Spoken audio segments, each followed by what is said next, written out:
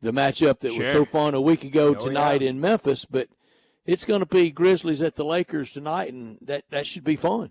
Yeah, it's going to be real fun. I think even though it's not going to be Ja Morant and Desmond Bane versus LeBron and AD, I think this Grizzlies team has shown that they have some really good pieces on this roster, and so it should be entertaining. I think how that game got a little chippy there at times last week. I think the Lakers are going to want to come out and really give it to the Grizzlies. I think these Grizzlies guys, especially some of these younger guys, are going to want to step up to the plate with this opportunity against the Lakers for whatever reason it is. There's a couple guys on the team that have been a part of that organization and obviously have some reasons there to want to beat them in LA, but then I think some of these other just young guys just want to go out there and that brand of the Lakers, just go out there and beat them in their place. So I'm hoping it's a really fun game tonight on ESPN, like you mentioned. Breaking news this afternoon on the injury front for the Grizzlies. A little more time, but a lot of reports around that they don't think it's on the long-term end for Ja Morant. That it's still some days ahead for him to be out and some further examination. But for Marcus Smart, he's going to be back tonight. Remember, he had 29 last year in that game when they won out there. Yeah, that's right. And so we'll see. Obviously, I think good to get Marcus Smart back. But, for Ja, it's just, another one of those things. And hopefully these reports are right. But, I think you can't be mad at anybody who might want to kind of step back away from reports like this and say, I'll wait and see with my own eyes because of kind of everything that's happened. And, this injury, was kind of weird how it happened. And so hopefully it is only a couple more days. And in a week or so, he'll be back. And, you can get back after it. But hopefully it's not him being out for a prolonged amount of time, because I think this Grizzlies team is just so much better when he's on the court. It's a front office that has garnered a lot of support and a lot of praise. And the front office we trust was the mantra at one time about them. I don't think that's all dissipated for sure. In fact, it may have been increased with a couple of guys, including a first-round pick and a second-round pick and a Jay Huff. They may have even banked a little more support from that. And overall, since this management team has taken over now into a sixth year, it's gained a lot of trust. But on the injury front, for anybody to be dubious, to be skeptical, to be wait and see, I got to see it with my own eyes, that's fair, because for as good as they've been about personnel and stuff, this cat and mouse coy about injury, and usually almost every time it's been more on the severe to extreme side than it has been the lighter, no big deal side. So for people that wanted to freak or at least be mega concerned, I don't think they're being out of line, Brian. I don't think so either. And even to heavy criticism, I'm not going to do it. I'm going to wait and see. But this might be my last wait and see. Well, and I'm with you, because I think this the reporting, at least from the Grizzlies, not from any of the journalists, they're just going with what they're hearing. That's all they can do. Exactly. They're not looking at MRIs. Exactly. But the PRs that the statements that are coming out from the Grizzlies on the injury front, a lot of times it's very vague. It's usually and there's no need to be mad at the PR people. No, they're writing what they're told to write. Exactly. But when it's so vague, and there's been a couple times in the past year or two where it's been, we'll reevaluate in 2 weeks, and then that 2 weeks turns into an entire season, I think there's good reasons to question that and maybe not believe it at face value. But I do think with Ja, based on what you've seen from him, it looks like it's more on the minor side, but you certainly hope when you hear things like this that is true and that he'll be back before we know it. And in total fairness that I want to give, and I would hope that that I could get this fairness on things and do and would hope that other places around town that we would play the fair game. And I think we have. It may be a jump ball. It may be, I think it's lighter side, but let's give it a few more days, and then it develops into bigger. They really may not know. So sure. I want to say that too, but we have been burned so badly on others, and all of this I think is self-inflicted wounds that's unnecessary. I think a little more forthcoming, a little less vague in some of the releases they're putting out. And again, it's not the PR people. They're putting out what they're told to put out. They're doing their jobs. So there's no need to be mad at them. But the people telling them what to put in that release, let's use a little more emphatic language and less vagaries. Yeah, absolutely. So we'll see when it comes to Ja, but I am glad Marcus Smart's returning. I think there's been a lot of questions about Marcus Smart. It's time for a good ball from him. Certainly. And so, I don't want to put him up to that tonight, just getting back in game one, but hopefully he can quickly kind of get back into the swing of things and be a vital part of that starting lineup and that rotation. And tonight on the floor, all out against the Lakers and try to do what they did a week ago against the Lakers at FedEx Forum. Yeah, so it'll be fun. We'll talk about that more later in the show, later in this hour. We'll talk more in depth about that game tonight, Grizzlies and Lakers. We'll also talk more in depth later about the rankings revealed, but I guess just while we got a couple of minutes, rankings came out last night. It had to be sandwiched between the two basketball games last night, and at a point, I didn't know if we were going to get to the ranking show because the end of the Michigan State-Kansas game took forever. Then after the game, you got to interview the winning coach, and I'm looking down at my watch going, man, it's already 7:45, and this next game's supposed to start around 8. Let's we got to go, we got to move, and finally they got over to it and quickly ran through that top 25 and what the bracket looked like. So how do you think I consumed bracket reveal last night? Just tell me how you would generalize me consuming it. You just in front of your TV, right? Edge of seat. Sure. I've never bitten my fingernails in my life, but close to that. Sure, right in front of that TV, not moving a muscle until you see it. Quite the opposite. Really? Went out to eat with friends. Didn't even have my phone out. Knew nothing about it. Got the news about 8:30 because I don't even know why we're doing this on Tuesday night. And I see so many others today, kind of leading the outrage machinery. I'm not on that. A little bit like the Grizzlies injury news. I can play the wait and see, and we're going to play it. And I know for sure on Sunday morning, the 8th of December, they're going to let one fly at 11 o'clock, that I'm going to be on the edge of my seat, and I'm going to be in front of my TV. And, again, I've never bitten my fingernails in my life. But I might try it that day to see exactly where Ole Miss and other teams are ranked. Brian, I'm going to say what I said yesterday about this weekend in college football.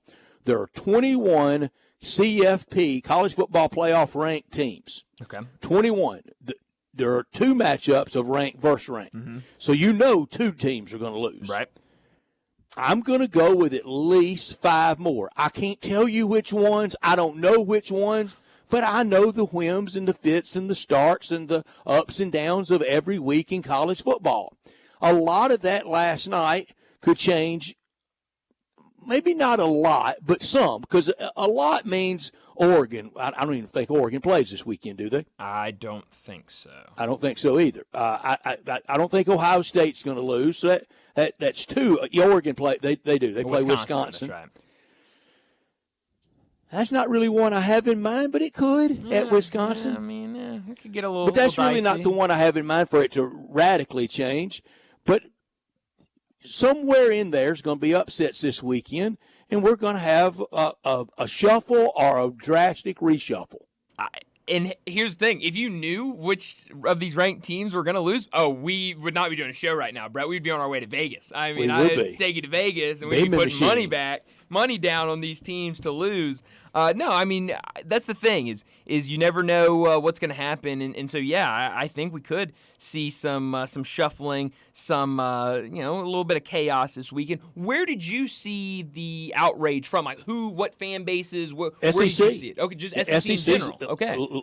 I think, and led by kind of the troubadour, the voice of the SEC is, whether you like it or not, Paul Feinbaum, from early this morning to his show. And I think it's a misplaced. But, if you want to be outraged, knock yourself out. I'm not. Was the outrage directed to Georgia being out? Was that what it was, or what exactly was the outrage? I think 4 out of 5 top teams being from the Big Ten. I see. Okay. I think got to a lot of people, but I don't share that. We also woke up today to the news. Well, the news broke last night.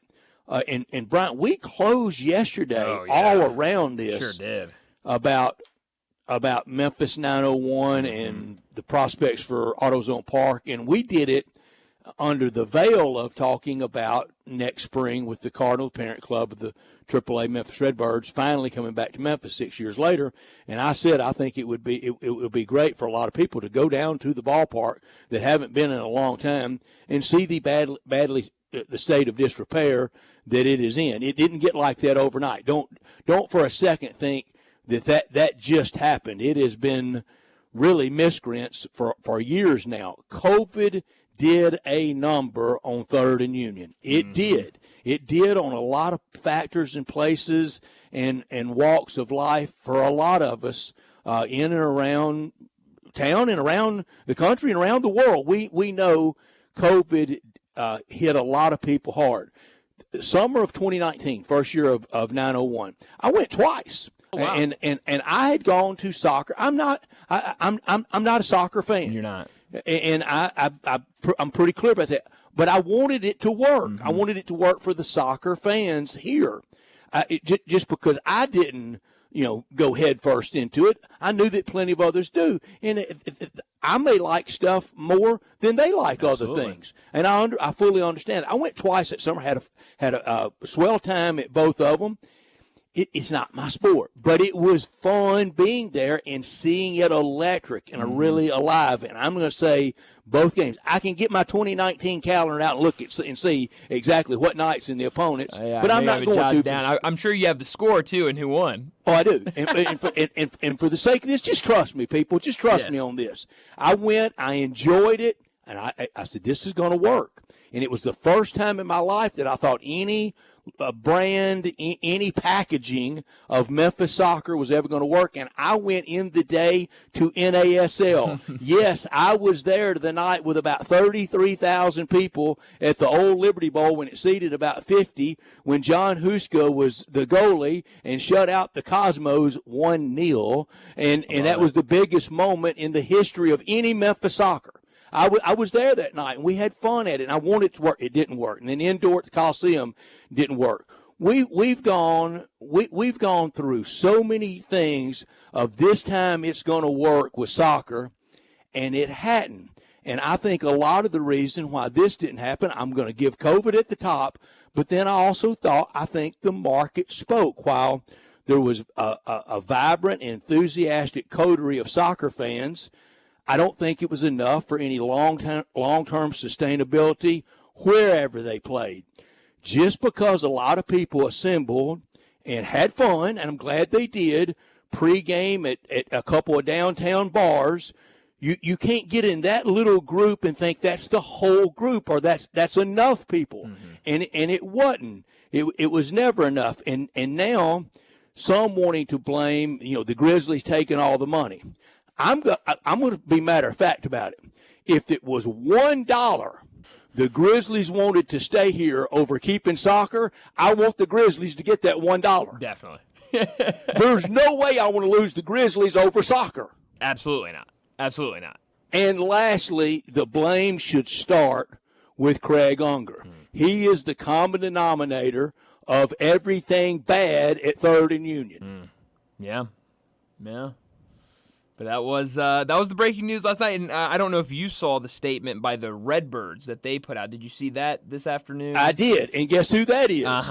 It's the same person, but kind of saying they need that it would be to their benefit to get some money and to make sure that the Redbirds stayed it would in Memphis. be to their benefit to have a group sales department. It would be to their benefit, that's and I'm not talking about here. I'm talking about anywhere. Put your games on somewhere where people can have some association with it. It would be to their benefit to clean the bathrooms and have all the bathrooms working. There's a lot of things that would be to Craig Unger and the Redbirds' benefit that he has been derelict in. He has been the worst Memphis sports operator I have ever seen in this market, and that is Bob Beeman clearing the world record at the long jump at Mexico City to say somebody is worse than David Hirsch. Well, yes, that is saying something, that's for sure. But yeah, that was the news that came out, I guess, last night. And Brian, everybody, get ready. Brace yourselves. The next one, if there's a next one to leave town, it's going to be the Cardinals having enough of being affiliated here. Well, and that's what I'm worried about with kind of this and then the brass coming down in unison next year for that exhibition. This year might get something kicked off and rolling. This year, crowds at both Redbirds and 901 soccer were horrible. Most nights at Redbirds games, when you see that box score number, people are wise to this. Don't believe it. But you know better than that on all these numbers. I know at nights I'm there, they say 2,000 and it's not 800. Same for 901, and everybody knows it.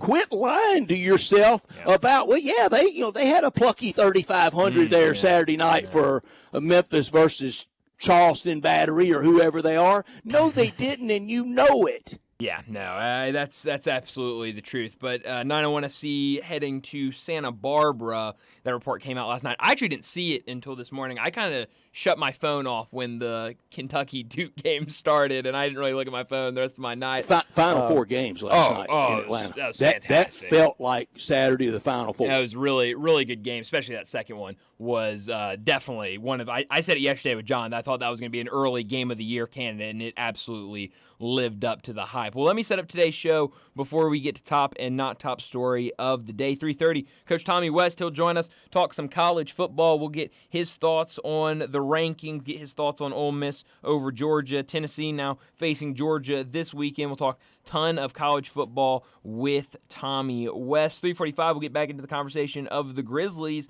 as they're taking on the Lakers in L.A. tonight without Ja Morant, but Marcus Smart will return to that rotation. 4 o'clock, David Cohn, the co-host of Crane and Company, will join us. We'll talk more college football with him, a lot more of the college football playoff rankings, what happened last week, what to expect this weekend, a lot of good stuff with David Cohn. 4:30, we'll go more in depth with the college football playoff rankings and bracket that came out last night. As it was a little different last night. I was actually kind of happy the way they did it, putting Boise State right outside to really show people how that bracket will work with the group of 5 and then some of the other things they did. So I thought it was a good reveal show last night for those rankings. We'll talk about that more at 4:30. 4:45, we'll get to big number of the day. 5 o'clock, Kevin Sweeney from Sports Illustrated and CBB_Central will join us to talk college basketball. He was in Atlanta last night for that doubleheader at the Champions Classic. We'll get his thoughts on what he saw in person, some of the other things that happened over the weekend. 5:30, we'll get to what's trending. Then at 5:45, we'll wrap up today's show like we always do with Crunch Time. Let me remind you, we're in our Family Leisure Studios where family and fun come together. It's the ultimate game room and fall sale. Complete the ultimate game room with a new pool table, shuffleboard, or an arcade game system. Help them clear out their overstock of theater seating. It's all priced to move. It's also perfect fire pit weather, and over at Family Leisure, all fire pits are 20 to 30% off. And don't forget about the spas. The spas are up to $1,500 off of their in-stock spas, and those are also ready for delivery. So head out to Family Leisure, 2120 Witten Road, just north of I-40. He's Brian. I'm Brett. We're Sportstime, and we want you to join us at 901-360-8255. That's the Sissy's Log Cabin text and talk number. All our guests will appear on the Sissy's Log Cabin guest line at 901-360-8255. We're always in our Family Leisure Studios, and this hour always brought to you by Lexus of Memphis at 2600 Ridgeway and online at lexusofmemphis.com. Great offers on the remaining 24 models and all the 25s that have taken over the showroom and the lot at Lexus of Memphis. Special leasing options always at Lexus of Memphis. Driving luxury and confidence knowing that every new Lexus comes with complimentary first and second maintenance services. Call them at 901-334-9673, but stop by the one and only Lexus dealership in town at 2600 Ridgeway and put yourself in the driver's seat of the all-new 2025 flagship LS500, and you'll be looking and you'll be driving in style. When you purchase a Lexus, you get top-of-the-line engineering and design, and they make for the luxury driving experience. Online at LexusOfMemphis.com. Experience amazing at Lexus of Memphis. Not top story of the day. Wrong one. Let me try that one more time. Top story of There the we day. go. There we go. We can go in reverse. Yeah, well, second time's a charm, I guess. I don't know. Right, we can change it up. We can do not first. No, I like it the way we do Very it. We'll good. start with Okay. top story of the day. My top story is the second edition of the college football playoff rankings that were revealed last night. The top 15, I would say, is what everyone really looks at. Number 15, Texas A&M. 14, SMU. 13, Boise State. 12, Georgia. 11, Ole Miss. 10, Alabama. 9, Miami. 8, Notre Dame. 7, Tennessee. 6, BYU. 5, Indiana. 4, Penn State. 3, Texas. 2, Ohio State. And number 1, Oregon. I think Brett already mentioned this. The Big Ten is definitely in there in the top 10 with a lot at the top. Oregon at the top, Ohio State right there, and then very close behind Penn State and Indiana. Yeah, that's 4 teams from the Big Ten in the top 5. Only one SEC team in the top 6, with Texas being at number 3, the next team being Tennessee at number 7. I kind of like the way, because, Brett, we talked about it yesterday, and I was talking about it with John before then. These rankings don't matter. We talk about it so much. It's only going to matter at the end of the season when that final ranking comes out. So I'm kind of glad that they did it at least around 12. This is just a big glob of clay being sculpted. And what I think their goal is right now is so that there's nobody that is confused or doesn't understand how the bracket's going to work, how the seeding's going to work, what all of this is going to look like. You've had 4 or 5 weeks of these bracket shows where they're laying it out in front of you. They're telling you exactly how it works. So I was glad kind of that they were able to lay out Boise State being at 13, but still being the 12 seed, being that group of 5 representative. It was also, a little quirky at the top with the first round buys where you've got Miami as the 4 seed, even though they're ranked number 9. BYU as the 3 seed, even though they're ranked number 6. Texas as the 2, even though they're ranked number 3. I was just talking to John earlier today, and he even said that he was a little confused about how the rankings work, because he thought originally, until he heard, I guess, on the show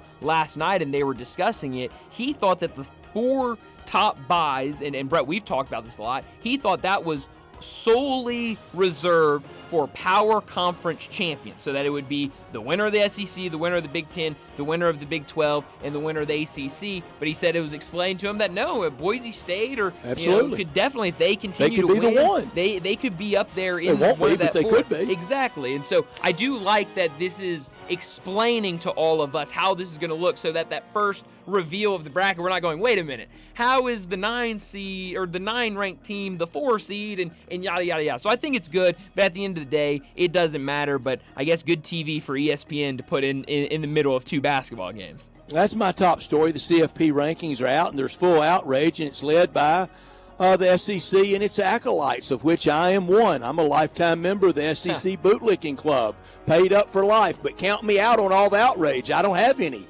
I think some of it by some of the outraged is a little bit manufactured. What the committee voted for is what they see for this moment in time. Yeah. And it's what I said, and we'll see what they've got in a few weeks for a final result. I don't think right now it should be this much outrage, but when you see the SEC with no team in the top, only one team rather, in the top 6, crazy. It speaks to what I've said all year about the SEC.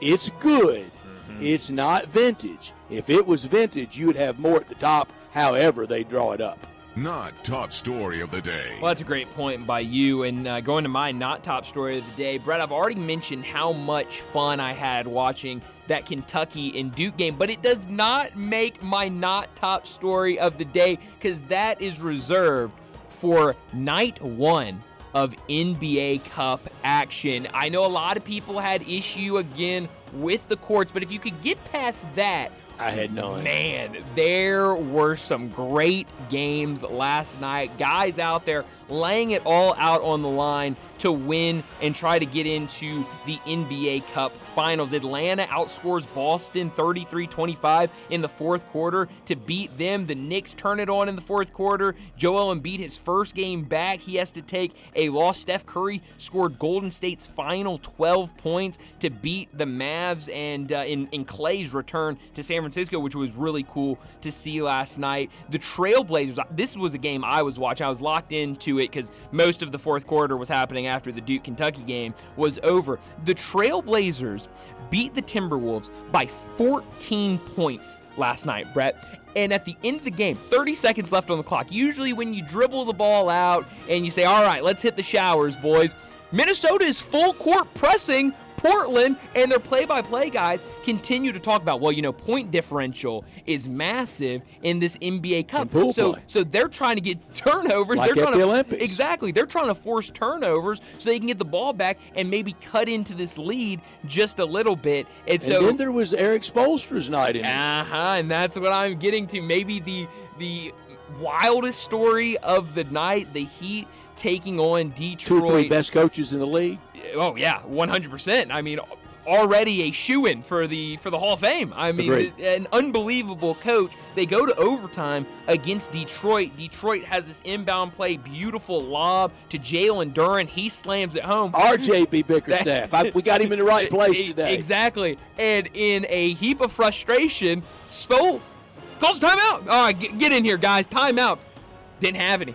Had 0 timeouts. And so Detroit steps up to the line, nails 2 free throws with, like 1 second left on the clock, 2 seconds left on the clock, ball game, and Detroit beats the Heat. I thought it was a great night of NBA Cup action. I'm locked in. And it highlighted, we're not really calling, we're not really getting the officials' attention and going, timeout, Mr. Ref, timeout. Now in the NBA, that coach kind of storms onto the court. He just goes onto the court. Him entering the court is the timeout. And it's everybody. Everybody does it. Every coach. They're mad, and that kind of signals timeout. Well, could have got a technical to go with it. Just stand over there on the sideline. You get my attention and call the timeout. Oh, yeah. Like we've done, we did forever. My not top story, I say with the CFP rankings. 4 from the Big Ten, 4 from the SEC, 1 from the Big 12, 1 from the ACC, then Notre Dame, then Group of 5 Boise State. Who else from Big 12 and ACC could really make a complaint for last night's ranking? You let Miami win out, you let SMU win out, and they play in the ACC championship game, you'll have a little more argument. But right now, shouldn't that have been 4-4, 1-1, 1-1?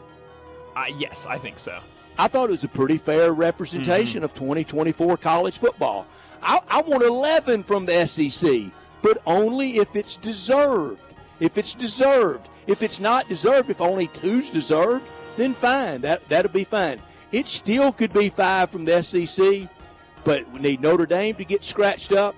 Probably need Penn State to get scratched up, and I don't think it'll take a very deep scratch to scratch up Indiana if they were to lose. But right now, Indiana's in that playoff unless they were to lose by 50 to Ohio State and get upset in the old Oak and Bucket game to Purdue. And then that's a completely different story. They don't have they don't need to be in the playoffs if that happens. But other top and not top story of the day. Let's go ahead and get to a quick break. And when we come back, we're talking some college football with Coach Tommy West. Be sure to follow us at Sports56 WHBQ on Twitter, Facebook, Instagram, and YouTube to watch live video of our shows. Stay up to date with station events and have chances to win prizes. Don't miss out on anything that's going on. Follow us at Sports56 WHBQ. Briggs Powder Coating for a beautiful finish every time. Briggs Powder Coating specializes in automotive, ornamental, residential, commercial and industrial coating. With 2 conveyor lines and the largest batch ovens in the Mid-South, Rick's can accommodate all of your powder coating needs. Locally owned and operated since 2002, Rick's Powder Coating will customize a beautiful finish just for you. Drop by or call to see how Rick's Powder Coating can bring color to your life. 901-367-2771 or rickspowdercoating.com. Hi, this is Troy Fiveash, owner of Fiveash Roofing. I have been told that my ads are all business and I should share some of my personality. Okay, I love tongue twisters, like the one about the terrific tasting toast by Taste Tester Toaster, or Big Black Bugs, Bleed Blue Blood, and of course Sally and her seashells. Or of course the ever-present I'm a mother pheasant plucker, I plug mother pheasants. Okay, enough of that. If you want an honest, fair, reasonable roofing, siding, or gutter estimate, call Fiveash Roofing at 367-0050. That's exactly what you'll get. No empty promises, no high-pressure sales tactics, and no fast-talking salesman trying to convince you that today and only today is the best day for you to get a new roof. For the record, the best day to get a new roof is when you're ready for one. Fiveash Roofing, fair, honest, and ethical. 367-0050 or memphisroofer.com. Fiveash Roofing, it's what we do. We're here for you. I'm Gary York. I'm the service director at Lexus in Memphis. Our service department wants to be more than just a place where you get your oil changed. We do glass repair, windshield replacement, recalibration of your camera and sonar systems, even wheel repair, tire replacement, all the things you would expect from a luxury automotive dealer. Please check out our website. You can schedule your appointment, check out our specials, hours of operation, or if you'd like to do it in person, please reach out to one of our associates at 901-271-5199. Mayweather Boxing and Fitness offers a high-energy, full-body workout that utilizes the same equipment and technology employed by Floyd Mayweather to achieve his impressive 50-0 record. The workout features 4 types of heavy bags, treadmills, rowers, battle ropes, weights, and much more. Visit Mayweather Boxing and Fitness, located at 2257 North Germantown Parkway in Cordova. Train like a champ. Mayweather Boxing and Fitness, 901-673-1267. Now back to Sports Time on Sports 56 and 95 FM. This hour is brought to you by Lexus of Memphis. Here are your hosts, Brett Stack, Sportsworthy, and Brian Davis. We're back into Sports Time. Bryant and Brett with you in our Family Leisure Studios, and joining us now, Coach Tommy West joins us to talk some college football and plenty to get into. Coach, thanks so much for joining us. I know last week, the week before, last couple of weeks now, we've talked about this Ole Miss team and how well they've been playing. Well, last week they were able to pull the big upset against Georgia at home. That defense was getting after it early. Jackson Dart leaves the game after throwing an interception, gets a little banged up. He's able to come back in and does a really nice job the rest of the game. What did you make of Ole Miss being able to win that big game at home? Did not surprise me at all. We talked about it last week. I've been saying all year that something wasn't going right at Ole Miss, that they're too talented a team to be playing the way that they were playing, to lose to Kentucky, to lose to LSU. And then they showed up at Arkansas, and they looked like the team I think that we all thought talent-wise they could be, and then they did it again. I thought their defense was outstanding. Especially their front four, really whipped Georgia all over the field. Coach West, right now, of the SEC teams, who do you think could really, one or two or three teams that could really make a run to win it all, to maybe even have to play in the on-campus game, road or home, and then get into the traditional bowls once we get to the quarterfinals and then semifinals and then finally the finals on Monday night, January 20th. Who can be around it then? How many? It's crazy. We've been saying, Brett, that we've got 5 teams that are elite in this league, and now they're starting to play that way. I really think the Tennessee-Georgia game this week is going to be huge as far as who's in, who's out. If Georgia loses, if Tennessee wins the game, then I think Georgia's out. You're not going to get in with 3 losses, even though they're 3 good losses. They're not going to get in. If Georgia wins, then I think they're definitely in with 2 losses. And now, who could make a run? If Tennessee wins this game, I think Tennessee can.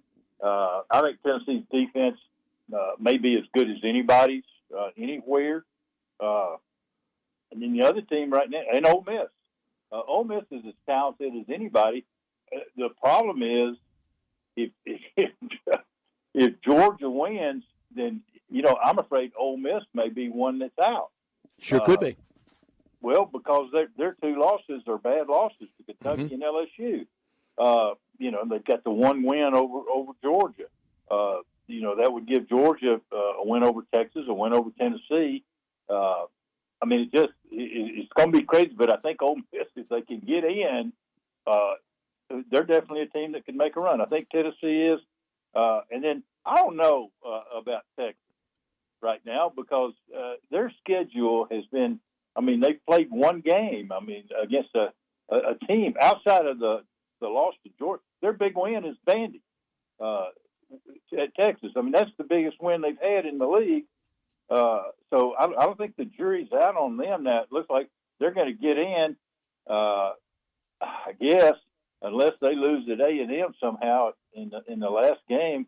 There's going to be, we talked about how many can get in. There's going to be a two-loss team that doesn't get in because there's going to be too many of them in the league.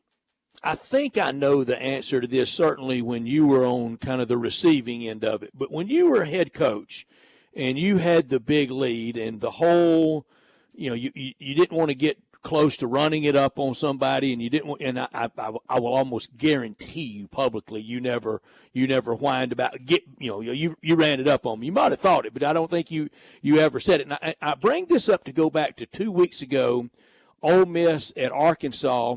And late in the game, first of all, Lane was throwing the ball with dart to try to get him the single-game record. As soon as he got it with almost 11 minutes to play in the fourth quarter, he took him out of the game. He put his backup in, Austin Simmons, and he kept fogging it. He kept running the offense and throwing the ball, and he threw a touchdown.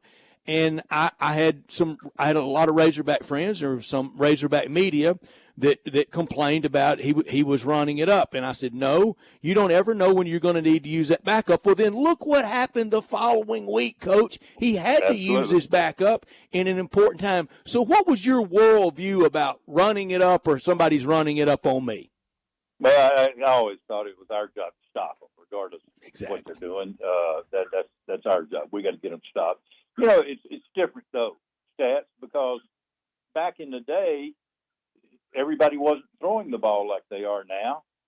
And so if you're throwing it when you're up 28 points back in the day, then you're trying to rub it in. Now, that's what people do. That's what their offense is. It's kind of within coaches, it's kind of in bred into all of us. If I've got the big lead, then you stop blitzing, you sit down on it, and then I'll hand the ball off and let's get this thing over. Takes two to tango, doesn't it? That's right. Now, let me tell you this. Now, you want to keep blitzing me? I'm not going to give the ball to my running back and send him up in there and let him get killed at the line of scrimmage. If you want to keep blitzing, then I'm going to keep throwing it, and I may try to throw it over your head if that's the game you want to play. Now, you want to get it over, then let's get it over. Coach, seriously, on the sideline, is there any signal to the other coach? Is there anything like, all right, let's both mutually agree to call the dogs off on each side, or do you just know that in the coaching fraternity? Well, you kind of know it. Now, I've even held my hands up before about the blitz thing. I've been up, and they want to keep blitzing. I look over and hold my hands up like, what are you doing? Come on, let's get this thing over with. Now, the game's over. Yeah. It's just kind of a common, you just kind of know. Of course, Lee Corso famously waved the white towel to Coach Murphy one time in a Louisville-Memphis game. I heard about that. But you just kind of know, and so don't get. But the thing is, coaches want to complain. Man, you keep blitzing me, I'm going to try to throw the ball, and I'm going to try to throw it over your head, and you know that. So don't complain about me trying to throw it deep when I'm up 28 if you keep bringing the blitz. Mm-hmm. Coach, you mentioned Tennessee a couple minutes ago. A lot of people talking about that game this week in Tennessee and Georgia. And the question is, will Nico be able to play this week? And he's in concussion protocol right now. It's up in the air on if he'll be able to go. How much does him playing affect this game on Saturday? No, I think it affects it major. You look at the line being Georgia giving them 10 points. And it makes me think that somebody knows that he's not going to play, because if he plays, I don't see any way. The way Georgia's playing right now, I don't see them beating Tennessee by 10 points. So we'll see as it goes. But Georgia has not looked good to me down the stretch here. They don't look like the team outside of Texas. They don't look like the team that they've been in the past. Yeah, and that Texas game, they had the good third quarter and about 10 minutes of the fourth quarter against Bama, and then they had the real good moments against Texas. And it gives, like you said, it gives me pause about Texas when your Gold Star win is at Dudley Field at Vanderbilt. Yeah. I don't know how good you really are. That's exactly the way I feel about them. They're going to get in, so we'll see. Although, if they did lose to A&M in that last game, I mean, the committee will have to look at who they played. Now, they've only played two teams that are decent in the league, and they lost to both of them. So, I mean, there's a scenario where maybe Texas is the team with two losses that doesn't get in. That would be wild. Talking to Coach Tommy West, it would be very crazy. Coach, I want to get this in before we run out of time with you. But this weekend at the University of Memphis, it's Senior Day against UAB. What were Senior Days like for you, and especially for guys? And it's a lot rarer in this day and age with transfer portals. But when you got a guy like Seth Hennigan, who has been the quarterback here for 4 years and one last game for him, a guy like Greg Rubin, who's from Memphis, has spent 4 years here with the program. What is that moment like for those guys that have been in the program 3-4 years? Well, it's emotional when you're looking at guys that have given you 4 or even 5 years, and you know that what they've been through. You know the times you've sat in the office and they've cried over something, or you've had to pick them up off the floor and get them going again. And it's all the things behind the scenes that you go through with players. Whether it's something going on at home or breaking up with a girlfriend, or when they're not quite right. You get them in, you talk to them. It's emotional. When you know the time they put in, you know what they gave you in your program, and it's very emotional. It's a great time. Yeah, and I can remember on D'Angelo Williams' Senior Day, had the game the week before up at Knoxville, then came back for Senior Day, and it was very emotional for you. Do you, Coach, your Senior Day, do you remember, going out there to your parents and your day of being celebrated? No, I don't. I don't remember us having that Senior Day. Is that right? I don't think that we did that at that point in time. So now I'm getting old and I forget things, but you would remember that though. I think I would. Let me rephrase. And I would remember that. Yeah. What was it like after a big win, or maybe even a loss, and you get outside the players' locker room, outside that gate? And see your parents and your friends after a big game when you were a player? Nothing like winning. Yeah. There is absolutely that's the truth. Nothing is like winning. I mean, it's just it's a special deal. There's nothing like being in that locker room first with all you guys, and you win, and then when you see the people that supported you and people that actually got you there.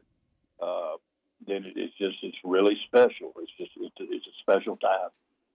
Absolutely. Well, Coach, as always, thanks so much for joining us, and we'll talk to you again next week. Okay, thanks, guys. Thanks, Coach. Coach Tommy West joining us every always a great segment. Love our segments with Coach Tommy West, and a lot of good stuff to talk about. The SEC, everything going on there, and the emotion of it, the thrill of victory and the agony of defeat. Absolutely. I mean, you can see it. I loved what he said about Senior Day. You can see it on those coaches' faces and on those players' faces, and so to get that kind of perspective from a head coach was really cool.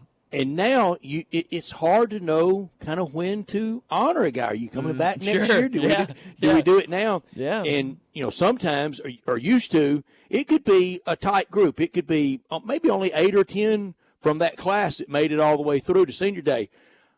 I think it might have been 2 years ago at Ole Miss. There were players from the goal line to the other goal line. That's hilarious.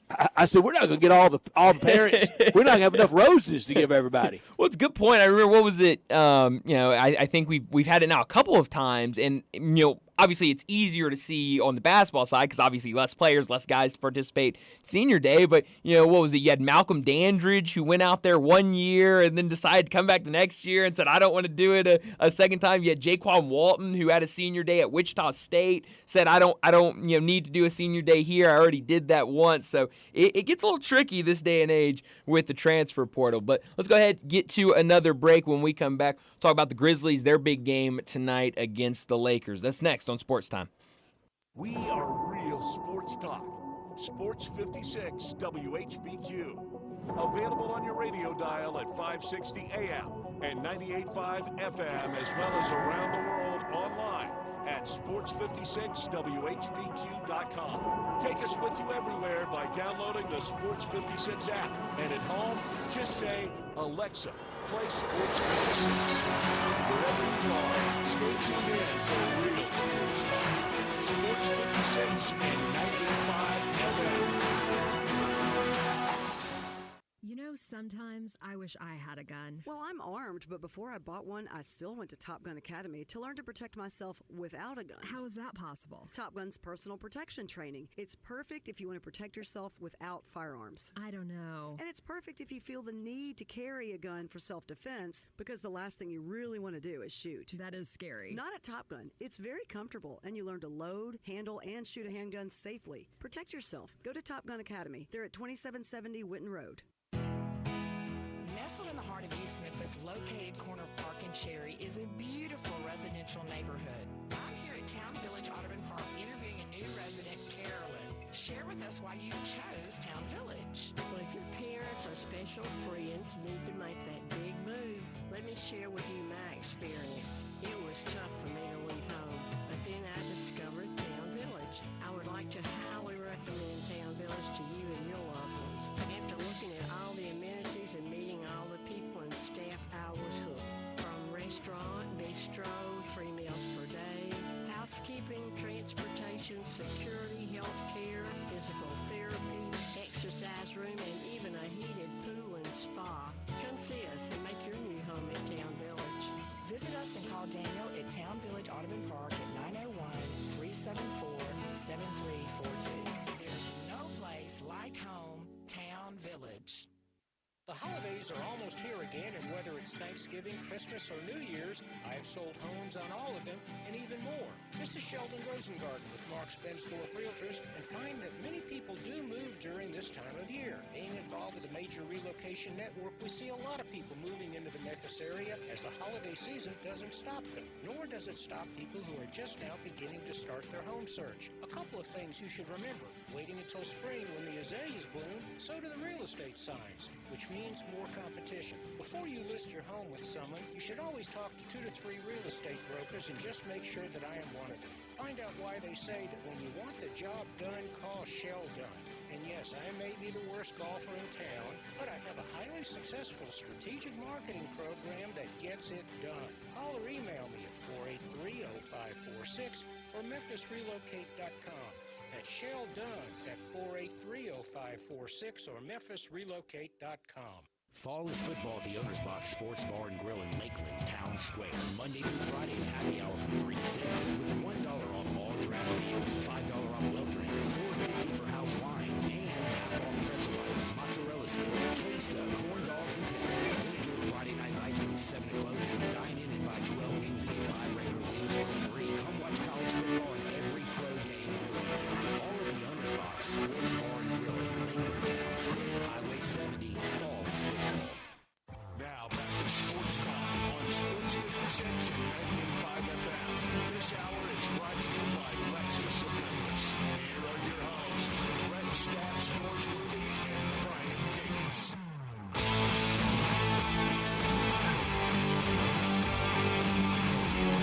Well, I talked earlier about the NBA Cup action last night, but unfortunately, we're just going back to regular season games tonight in the NBA. But we do get Grizzlies and Lakers on ESPN tonight, that kind of second leg of the two-game marquee on ESPN tonight. And should be a good one. I think everyone would love to have Ja Morant back out there, especially how kind of electric last week was against the Lakers, but unfortunately injuries happen. He'll be out tonight, but you will get to see the rest of that group, obviously other than Ja and Dez, Marcus Smart coming back.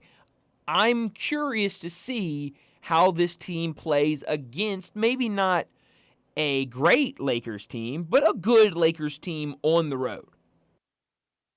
And I agree with that. And you're right. We're kind of back to the humdrum of non-cup games tonight, but it matters. And this one would be a big take back from that loss at Brooklyn. Mm-hmm. Oh, yeah. You know, when we were talking the other day, just kind of in the broad of the 11 games, you'd take 7-4, and you were right.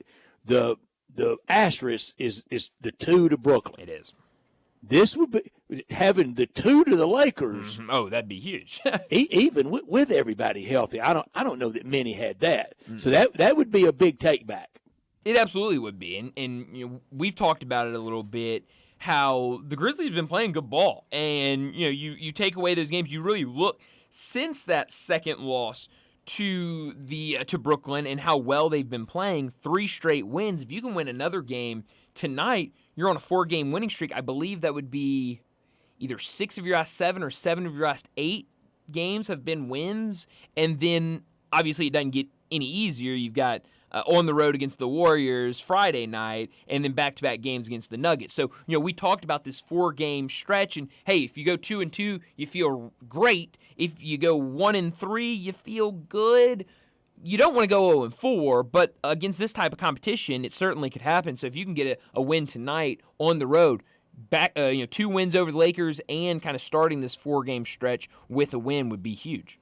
The playing surfaces last night, I was anything but repulsed. That didn't. Did it bother you that badly? It didn't bother me. I thought they were better than last year's. I did too. I thought it was a little toned down. Old days, you might have to get to the contrast button a little bit on your TV. Yeah. Thankfully, we don't have to do that anymore. No. It's factored in now, isn't it? That's right. So you don't even have to worry about it. But no, I thought they were cool. Let's see. I watched. Like I said, I watched a lot of the end of the Minnesota game, and there were a couple other games I was flipping to. The one thing I noticed with the Portland court, which I really thought was cool, it was like almost a charcoal gray colored court, and then throughout the court were roses in Portland, the city of roses. I thought that was a really cool touch. You know, maybe not the flair of the color like it was last year, but having kind of that more of a city tie-in to that team. Have you seen the mock-up for the Grizzlies floor? I want to say I have, and I believe it's very similar to last year, kind of that gray colored court that we saw last year. We'll see it next Tuesday night. Yeah, we sure will against Denver and Minnesota and Portland doing the same exact thing that the Grizzlies are doing next week. Kind of. They're playing the Nuggets, and they get a day break in between playing the Nuggets twice. Portland and Minnesota, they got to see each other again tonight. So back-to-backs, one being an NBA Cup game, one being a regular season game. Next week when it's the Nuggets, you'll have, I believe it's the first game, an NBA Cup game. Then you'll have a day off, and then that next day you'll just play a regular season game against the Nuggets. The finals, when they play the finals on Tuesday night, December 17th, that's in Vegas, isn't it? In Vegas. I'm guessing. That's where it was last year. I'm sure they're going back to Vegas. Yeah. That'll be fun. I remember that was last year when they had a game that started like 4:30 in the semifinals. They had a game start like 4:30. They're doing semis and finals there, aren't they? Mm-hmm, that's correct. Yeah. They're not doing quarters there, are they?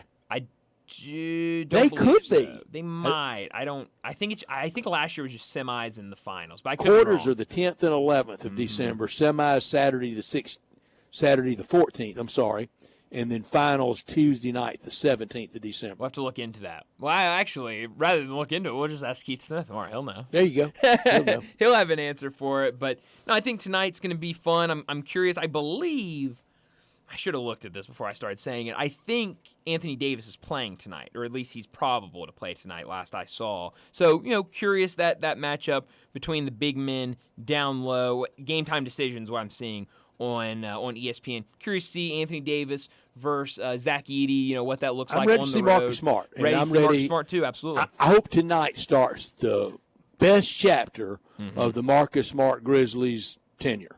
Yeah, because you mentioned it earlier. Because it's been pot-marked. It's been, up and down. It's come around. A lot of people questioning, should he still be on this roster? And, should they try to make a deal for him? Another thing I do want to mention before we get out of here, we were talking about injuries earlier. Marcus Smart coming back tonight. Vince Williams, it looks like he's getting closer to a return. His status was upgraded in the last status report. So that is definitely good news as this team hopefully is starting to get a little bit healthier with some of those guys. But should be a lot of fun tonight for the Grizzlies on ESPN. But let's go ahead, wrap up this hour, and get to a break. And when we come back, talking more college football with David Cohn, the co-host of Crane & Company. He'll join us next. We'll talk about everything going on in the wild world of college football. That's next on Sports Time.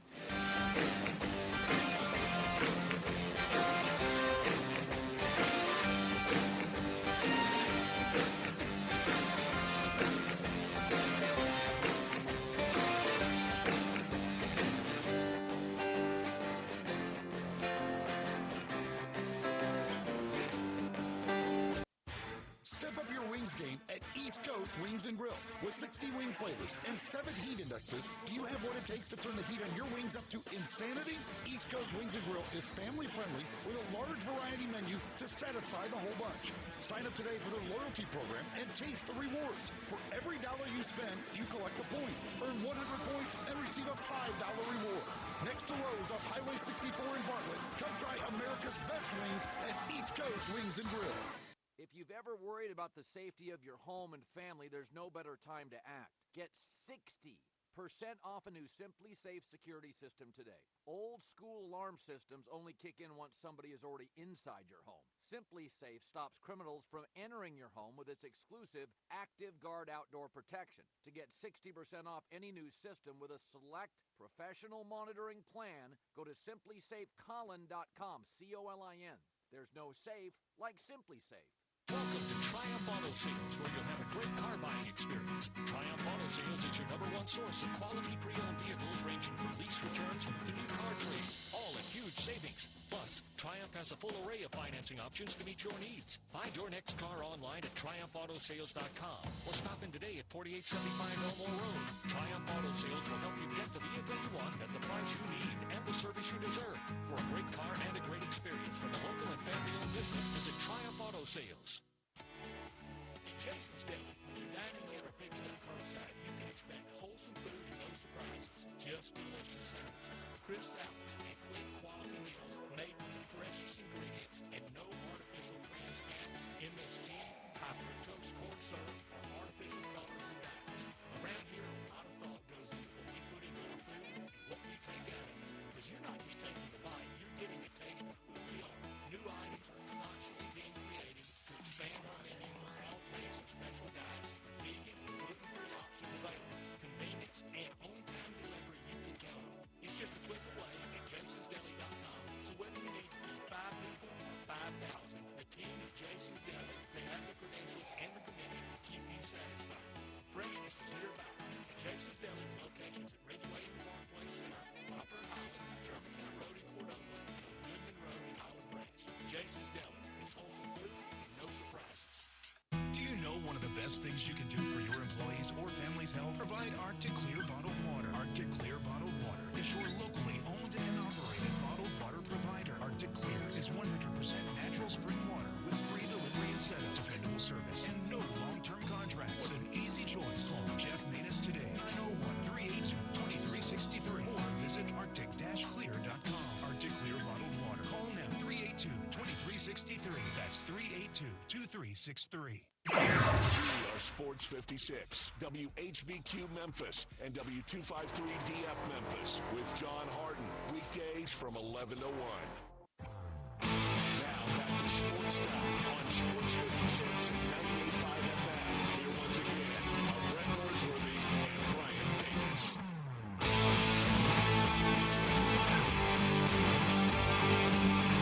Welcome back into Sports Time. Bryant and Brett with you as we start our 4 o'clock hour, and we do it every single Wednesday, talking some college football with David Cohn, the co-host of Crane and Company. He joins us now. David, thanks so much for joining us. We had the second reveal of the college football playoff rankings last night on ESPN, and interesting at the top, the top 4 buys in terms of the bracket. Number 1 overall seed, Oregon. The third-ranked Texas Longhorns get the 2nd seed. BYU, who is ranked 6th, gets the 3rd seed. And then 9th-ranked Miami gets the 4th seed in this mock-up. Interesting, though, a lot of people have been pointing this out, especially here in kind of SEC land. 4 of the top 5 teams in the rankings, all from the Big Ten. What did you make of the rankings last night? Yeah, I just want to start with this. As long as we are going to advance teams to the postseason in college football based off subjective metrics rather than objective metrics, then every single list is going to be criticizable, okay? Mm-hmm. Now, we can go to an NFL model at some point where, hey, if you win your division, you're in. We don't care if everyone in the country thinks that you're worse than the 3rd best team in some other division. This is like Major League Baseball as well, right? Wild card. Who had the next best record? Who didn't win their division? Guess what? You're in. We don't care if people think you're not as good as so-and-so or what the head-to-head was in the regular season. We can go to that. Now, I, for one, have had a lot of fun today, guys. I'm having a lot of fun with you right now. Right. I had a lot of fun almost losing my voice on our show today arguing this out. I think people are a little bit too mad today based off the playoff committee's 2nd ranking, because keep in mind what happened last night and what happens every Tuesday moving forward is a television show. We still have multiple weeks left in the regular season for this to play itself out, plus we have conference championships. Now, I understand that the playoff committee, and I'm certainly not one who's going to be sticking my neck out to defend these guys, they haven't done themselves any favors with what happened last year with the Florida State fiasco. That aside, they still gave us a more compelling playoff by putting Alabama against Michigan in that Rose Bowl. There's a couple things here that they could have done to increase their credibility. For instance, and I'm just looking at it right now, for instance, they could have put LSU ahead of South Carolina at 21 and 22 there, with both of those teams having the same record, but LSU having the head-to-head. Instead, I guess they talked themselves into saying, well, South Carolina is playing better right now than they were during that loss, so we're going to put them ahead. When you have the same record and you don't honor the head-to-head, you're doing yourself a disservice and you open yourself up to being criticized. Obviously, a lot of our conversation today was about Texas being at number 3. You don't have a big win, and you got your shot against Georgia and you looked terrible and you pulled your starting quarterback. Basically, I'll end my answer with this. There's some different buckets that people at home need to weigh what is most important to them when having this conversation. How do you weigh an undefeated team who doesn't necessarily have a very tough strength of schedule? So Indiana right now would fall into that bucket, and they're one of those teams from the Big Ten you mentioned, and they're coming in at number 5. How do you weigh a team that has a loss or maybe even 2 losses, and those losses are legitimate, meaning you got your crack against some of the best competition, and you failed. You lost to them. I'm thinking Penn State right now. You got your crack against the Buckeyes, and you lost at home. And then the third bucket is, how do you weigh teams with either 1 loss or possibly even 2 that played the best competition and beat them, but then slipped up against someone else? So Notre Dame, your best win on the road, week 1 against Texas A&M. That's a great win, but then you slipped up and had one of the worst losses we've ever seen to Northern Illinois. Is it more impressive to have the great win and a terrible loss than it is to have beaten everybody you're supposed to, but you didn't beat the best team you played? I think that's where a lot of the argument is right now. And again, I wouldn't get too hot and bothered, guys, based off what we saw last night. Amen, David. Brian, he almost repeated kind of my general thoughts about it. I think some of the outrage today, David, is a little on the manufactured side from some of the more notable SEC voices. That's okay. They I know we're in a clicks and subs world. I'm fine by that. We want the same thing. We want the same thing. But I'm paid to have an opinion, but I'm not paid to come up with manufactured hot takery. Those 4 Big Ten teams, who is most likely to play themselves out? Yeah, that's a really good question. I think that it would be Indiana, and I think that it would be with a really, really ugly loss against the Buckeyes. So let me just say a couple more things here. I agree with you on the manufactured outrage. I think a lot of people were really high, and I wasn't even thinking about it necessarily from an SEC or Big Ten or conference perspective, and I so rarely do because conference affiliation matters so little to me. I have a favorite college football team because I played there, and other than that, I don't pull for or against other teams in the conference unless it helps or hurts my team. I know that's a wild concept to a lot of people, but yeah, I saw a lot of people getting very mad because the order was off by 2 or 3 spots. And again, I'm not defending the College Football Playoff Committee because I don't think that they have showcased a proclivity for honoring the objectives or really giving us any objectives. I'd love to see a transparent meeting where we could hear in on this, just like I'd like to see transparent refereeing. But that aside, this has been the craziest college football playoff that we have seen. I think that we can all agree on that. And I don't know it for a fact right now. I don't know for a fact that a 2-loss Georgia would beat this Indiana team just because Indiana hasn't played tough competition. Those boys can play football. Now, maybe Georgia beats them by 30, but I don't know it for a fact. I don't know for a fact right now that Ole Miss would go in and roll BYU. BYU looks like they're a team of destiny. They have some top-notch wins. That win over SMU looks better and better. Maybe Ole Miss beats them by 20, but I don't know it for a fact. And some of these 2-loss teams and even some of the 1-loss teams, and I'm talking about particularly in the SEC right now, with Georgia and with Ole Miss and even to a certain extent with Alabama, the thing to me right now is they haven't helped themselves, right? The eye test is that most subjective metrics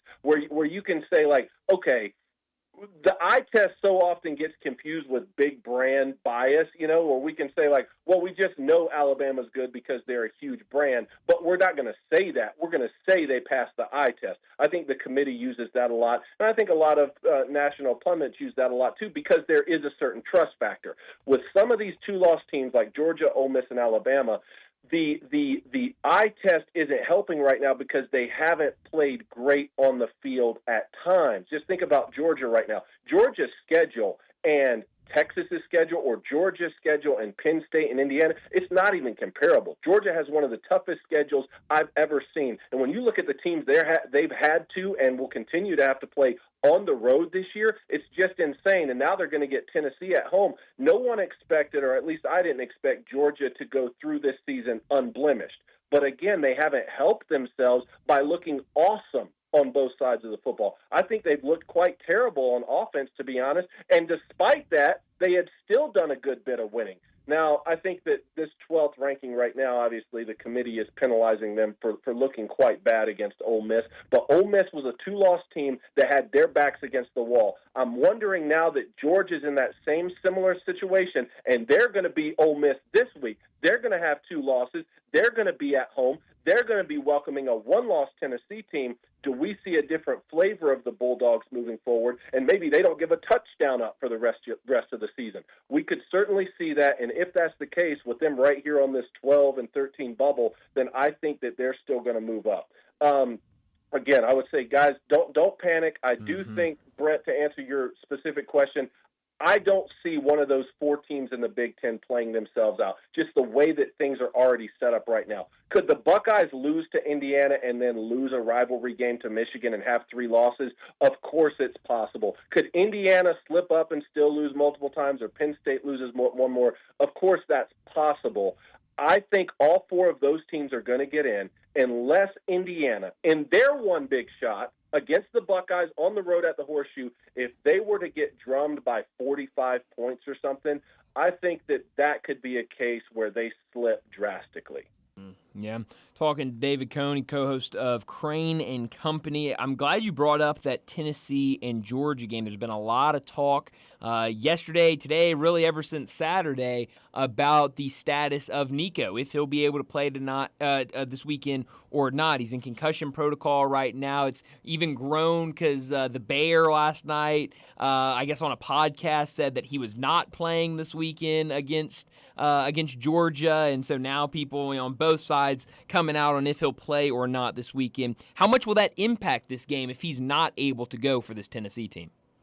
Okay, so we had a great discussion on Crane and Company today about this. Obviously, it impacts Tennessee. I think it impacts Tennessee schematics even more than it does Georgia schematics, just because,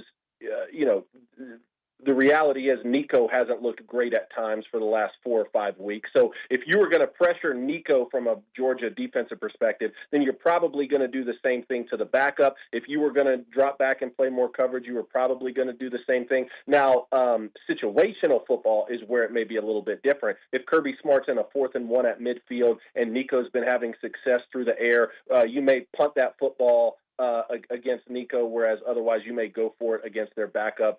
Kirby's so great about deciding how football games are going in the middle of them and then dictating and beating you based on how the football game is going. But obviously right now, with what Bear came out and said that he doesn't know the stat, or that he has heard that the status of Nico is in question. I don't know Bear personally. I have a hard time believing that he said something just to create clickbait, and I think some of the responses from Tennessee fans about his personal appearance and stuff were just disgraceful and outrageous. Obviously, it's not That's going Tennessee to be Twitter. Exactly, and it's Tennessee not and Florida to State be, Twitter, they never disappoint. I'll let you say that, not me. Tennessee's my home state now, so I'm trying to make friends here as neighbors. But I work some here. of the comments I saw were just disrespectful and disappointing.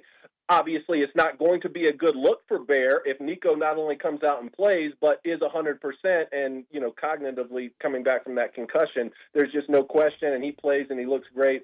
It's going to look like maybe you said something just for the clicks. I don't know. I think the kid's going to play football. Will he be 100%? I think that's where Josh Heupel has to know his guy and has to know, like, hey, we're on the road. There's going to be a lot of lights there in Sanford Stadium. There's going to be a lot of noise. None of that helps when you're coming off a concussion. He's going to have to read his player in real time as this is going. That's if he does get the start. I think Tennessee is obviously in a better position if Nico plays, but it's not impossible for them to win the football game if he doesn't play. If you're this young backup quarterback who's from Hilton Head High School, by the way, what are some things you would want if you're having to go and step in for Nico and beat Georgia on the road? Well, the first thing I'd like to have is a defense that hadn't given up more than 20 points. Check, they got that. I'd like one of the best running backs in Dylan Sampson in the country to help me out. Boom, you got that. And I would want the team I'm playing against, Georgia, to not be looking so great themselves. And certainly Carson Beck has been turning the football over at a high clip. Are we going to see a different Georgia team now that they have 2 losses? That's what I asked previously. All of that time will tell. But, I like Nico to play in this football game. I like the under in the game with these defenses that are going at each other. And let's just hope that the kid plays, because I want to see both teams at as full of strength as possible. And David, this is the last one that Heupel kind of really hadn't vanquished. He's gotten through the Florida thing. He's gotten through the Bama thing. Now, the only thing remaining is beating Georgia. Talking college football with David Cohn, co-host of Crane and Company. He's on our Sissy's Log Cabin guest line. We visit with David every week, and we'll all the way through a national champion being crowned. For Ole Miss, open date this week, then to Florida, and then the Friday after Thanksgiving at home in the Egg Bowl against Mississippi State. If they just take care of business in those games, win comfortably. I'm not going to throw a margin out, but win comfortably, clearly the better of the two teams. Does the win over Georgia, will that keep them in front of Georgia no matter what? Oh, well, that's a good way to put it, because I do expect a Georgia bump if they beat Tennessee. But all things being equal, both teams have 2 losses. then I would expect, and you're asking specifically about the college football ranking committee, or Yeah. okay, then you have to honor the head-to-head, in my opinion. Now, obviously, where things get tricky, and the SEC's having to deal with this with their own tiebreaker rules. We had Matt Moscona on our show yesterday. You could very possibly end up with 5 or 6 6-2 teams at the end, where you're having to decide. Having to go down to bullet point 4 or bullet point D in the tiebreaker rules, at which case, guys, it looks like LSU still has a shot based off the tiebreaker rules. The SEC has their own problem there, and obviously the College Football Playoff Committee would have their own problem too, saying, well, Alabama beat Georgia, but then Georgia beat Tennessee, and Tennessee beat Alabama, and Ole Miss now beat Georgia. Obviously, it's going to be a mess. So I wouldn't pencil anything in stone. I just feel like if Ole Miss goes 10-2 and you have the win over Georgia, that they're going to make the college football playoff, no matter who else has to get left out. Obviously, Notre Dame plays a factor in that, and then obviously things are getting more interesting in the Big 12. Could you have a situation where, say, Colorado at 10-2 upsets a 12-0 BYU team in the conference championship, and then, a 12-1 BYU, it's going to be tough to leave them out, and then obviously the winner, Colorado, who would then be, 11-2, they would get the automatic bid. That's where things really get tricky. I think we are in a situation where some sort of 10-2 gets left out, but right now I just don't see that being Ole Miss.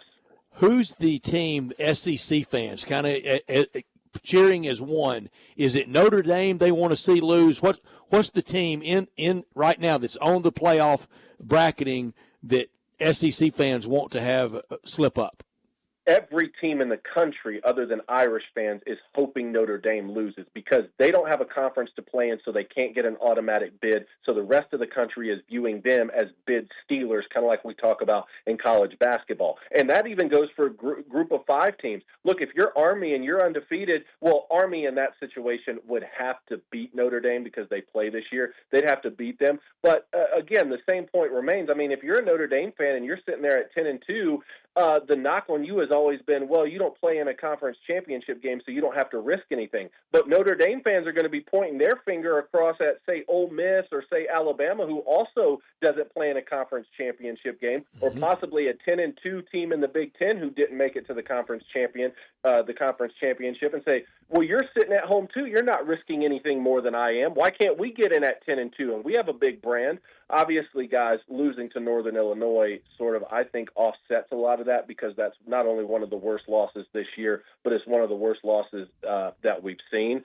So I think that everyone's pulling for Notre Dame to get that second loss to sort of move them aside, so that 5, 6, 7, and 8 becomes clear on who's hosting, and then 9, 10, 11, and 12. One of those is going to have to be that 5th conference champion. But yeah, they're wanting Notre Dame to get out of there. Here's what I find really interesting, though, and you also want BYU to go undefeated and win the Big 12 championship, because one of the teams from the Big 12 is getting in. So you might as well say, hey, one of those teams, please go undefeated, win the championship, leave no doubt, and make sure every one of those other teams has 3 losses, so it hurts the Big 12 chances of getting multiple teams in. That's what you want. What's most interesting, though, if you're an Alabama fan, you're pulling for different scenarios based off whether you want to go to the college football playoff or whether you want to go to the SEC championship game. I mean, just for instance, if you're Alabama and you're really wanting to solidify your spot in the college football playoff and possibly even host,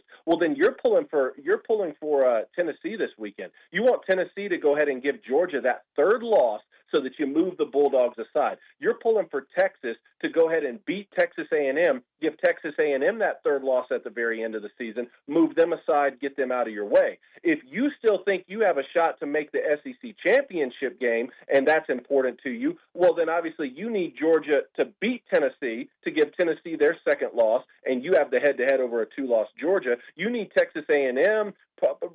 You really would want Texas A&M to beat Texas to give them their 2nd loss to sort of muddy the water, and then probably need someone like Vanderbilt to beat Tennessee. I know it gets to be a mess, but you're pulling for different things depending on what your goal is. Boy, it makes for strange bedfellows, doesn't it? Yeah, it really does. Absolutely does. Well, David, if you had looked at the schedule for this weekend on ESPN yesterday, it would have said Missouri, ranked Missouri against unranked South Carolina, and South Carolina, the unranked team, a 12-point favorite. Now, today, after those rankings came last night, this is a top 25 versus top 25 game with South Carolina after what they've done the last couple of weeks, beating Texas A&M 2 weeks ago, beating Vanderbilt last week. They're now in the top 25. South Carolina, 12-point favorite right now, hosting Missouri, two teams that would really love a win this weekend to keep those playoff hopes alive. What do you expect to see in this game?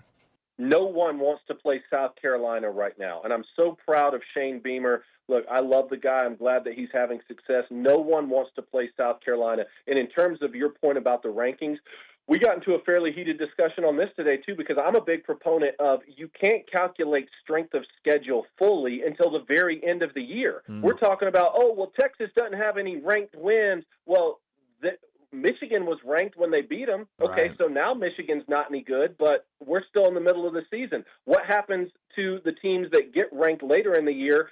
At the very end of the season, is Texas going to have a ranked win? So are we going to calculate these ranked wins or ranked losses at the time you played them? That doesn't seem to make much sense. Are we going to just arbitrarily do it in week 9 or week 10 or week 11 where we are now? Or are we going to do it at the very end of the season? Because to your point, LSU's win over South Carolina at the time wasn't that impressive, right? Wasn't a ranked win. Well, as we sit here right now, it would be ranked. And if South Carolina moves forward and loses all the rest of their games, guess what? You're not going to have a ranked win anymore because they're not ranked any longer. So we all need to come to some sort of consensus about that. But quickly on South Carolina, when I say no one wants to play them, I told you guys I don't know it for a fact that Ole Miss would just beat Penn State or beat Indiana. Well, I don't know it for a fact right now that Oregon or the Buckeyes would beat South Carolina. Put those teams on a neutral site and let's play it. And I think this is good for college football. Not all these teams are going to make the college football playoff. Someone's going to get left out. Someone's going to be disappointed. Someone's going to have a case to make that, well, not only would we have beaten X, Y, and Z team, but Vegas would have favored us too. You know what? That's just going to be the way that the cookie crumbles. Let's hope for the best possible matchups we get. And whatever we get, I guarantee you it's going to be entertaining. Oh, 100%. It looks like another great slate this weekend, and that one being one of the big games on the table. But as always, David, thanks so much for joining us. Enjoy this weekend, and we'll talk to you again next week. Thanks so much for having me, guys. Thanks, David. Thank you, David. Great stuff. David Cohn with us from Crane & Company. He co-hosts with Jake Crane. You hear Jake every Monday with John Harden on these airwaves when John Harden does his show 11 a.m. to 1 p.m. Bryant? David sounded like me, didn't he? He did. Yeah, he was fired up. Probably a little better spoken and laid it out better, but that's my general view there. That's exactly what you were saying an hour ago. And I promise you, other than texting, "Hey, are you good with us at 4 today?" We did not cross-reference any of that conversation. And when he talks about at the end of the year, it could be Ole Miss. I'll be heartbroken, which will be more than disappointed. I'll be heartbroken. I'll be crushed. I'll be devastated. But we all started way back when at 0-0, and you knew if you stayed at 0, you're in really good shape. You knew if you had one loss, you remained in really good shape. At 2, you're into the whims of the committee. That's right. And I love the what he said about South Carolina. He said that LSU win at the time did not look like a great win, but now look at it. Same could be said for Ole Miss. I mean, we remember that game, 27-3 win for Ole Miss over South Carolina. We're going, okay, good win for Ole Miss, but really, how good is South Carolina? And that now was you look about at them, it. That was about it that day. Good win. And exactly. Thank you, Shane Beamer, for going for it on your own 35 to kind of dictate the momentum that day. That was big, Brian. That was huge. Big on that first drive of the day. He goes for a fourth, and I'm going to say a long one. Okay, it was not the nose of the football, and got tackled in the backfield. It didn't matter if it had been an inch and a half. He got sacked in the backfield. The guy trying to fake it. Ole Miss quickly marched down, scored. That was the momentum shift for the day, and that whole day though, it still didn't feel right. It felt a little like that malaise of the Kentucky game. Interesting. Well, but now it holds up Really good committee. Ole Miss 27-3. That's right. Yeah, that's all you can judge it now by. the 21st ranked team in the country. How about this? This week, the top 4 teams in college football are all on the road. From last year, the 2 teams that played in the championship game last year, they are a combined 10-10 this year. Both Michigan and Washington, both 5-5. Wow, that's insane. And remember 2 years ago, team that was in it. Do we remember? Was that? We hadn't heard from them Was since. that the TCU year? That was TCU. Okay. Yeah, I can remember if that was 2 or 3 years ago. So you can go from it might have been. When was it? But you can go from who's who. No, it was 2 years ago because remember they opened by losing to Coach Prime in his first game last year. That's correct. So you can go from who's who to who's he really, really fast. How about this for Ohio State? They've only lost 1 game in the last 35 years to Northwestern. That's who they play Saturday. That checks out, right? Yeah. Good time to play Northwestern, isn't it? Sure is. I mean, Northwestern. It kind of always is a good time for them, but it's a road game against Northwestern, right? Yeah, so you'll have the itty bitty stadium. That's right. You have the lake in the background. That's great. They're 34-1 in games that date back to 72. They hadn't played consecutively. The only loss for Ohio State in that time came back in 2014. Interesting. Double-digit favorite with the Buckeyes. Ryan Day, 55-1 straight up, 33-22-2 against the spread. It's pretty good. That is real good. Oh, I would take that any day. And I don't think he's on any hot seat, but his answers sound like he's tight, like he's bothered by some of the noise. I mean, it feels like with that fan base, anytime he does one little thing wrong, it's all right, time to fire him. Who's next coach? Brian, I told you the story 2 years ago when I go to the Ohio State-Michigan game, and I did not have on Ohio State gear. I had on a red, pullover, red outerwear. It had nothing to do with Ohio State, and it had nothing to do with Ole Miss. It was just a red, outerwear I have really for playing golf in colder weather. And so I get on the elevator at the hotel in Columbus with red on, so you would naturally think, Buckeye fan. A guy, I'm going to say about 40 years old, and he wasn't drunk or wild-eyed or crazy. He looked at me seriously. He goes, "Got to get rid of Day, don't we?" I mean, no. I said, leave me out of it. I said, leave me out of it. I chose the wrong color. I'm neutral. Yeah, and he was serious. Got to get rid of Day, don't we? Wow, that's insane. That's what it is. And that's the pressure there. David Cohn joined us on our Sissy's Log Cabin guest line. They're the official jeweler of the hometown teams, like the Memphis Grizzlies and at FedEx Forum at Memphis Grizzlies game with the Floor Seat Lounge, and big sponsors and supporters of Tigers athletics, and great to us. And we will look back at the SEC every Monday at 4:30. It's brought to you by Sissy's Log Cabin. That great location at 4542 Poplar, 9,000 square foot store in Laurelwood with expanded lines for Rolex, Cartier, diamonds, and more. And they have the Mid-South's largest selection of one-of-a-kind jewelry, engagement rings, necklaces, earrings, wedding bands, everything that denotes the holiday giving time. Sissy's, they offer a selection of diamonds and estate jewelry and fine gifts, and they've done it since 1970 with all the wonderful locations across the Mid-South. Unsurpassed value, exceptional service, expansive selection, and an extraordinary shopping experience. Because life's too short for ordinary jewelry. Let's get to another break. We talked a lot about these college football playoff rankings, the bracket with David Cohn, but let's take a closer look at it. What happened last night? What did the committee say? We'll talk about that next on Sports Time. Add a little fun to your lunch break. Join Johnny Radio for Sports 56 Happy Hour from 11 to 1 every weekday on Sports 56 and 98.5 FM. Indulge yourself or your loved ones this season with a trip to Sissy's Log Cabin. Here, you can shop our expansive selection of designer brands, one-of-a-kind jewelry, and spectacular statement pieces. All while enjoying the Sissy's promise of unmatched quality, service, and brilliant natural diamonds. Stop by any location or shop online at sissyslogcabin.com to find your trusted jeweler for holiday memories that will last a lifetime. Make a statement this season only at Sissy's Log Cabin. $5,000. That's the average amount of money people in the U.S. are now spending on gas in a year. $5,000. That's crazy. If you drive, you have to download Upside, the free app that gives you cash back every time you get gas. That's right. You can earn real cash back with Upside just by buying the gas you're already buying. You can literally start earning cash back today. I use Upside every time I fill up, and I've already made around $300.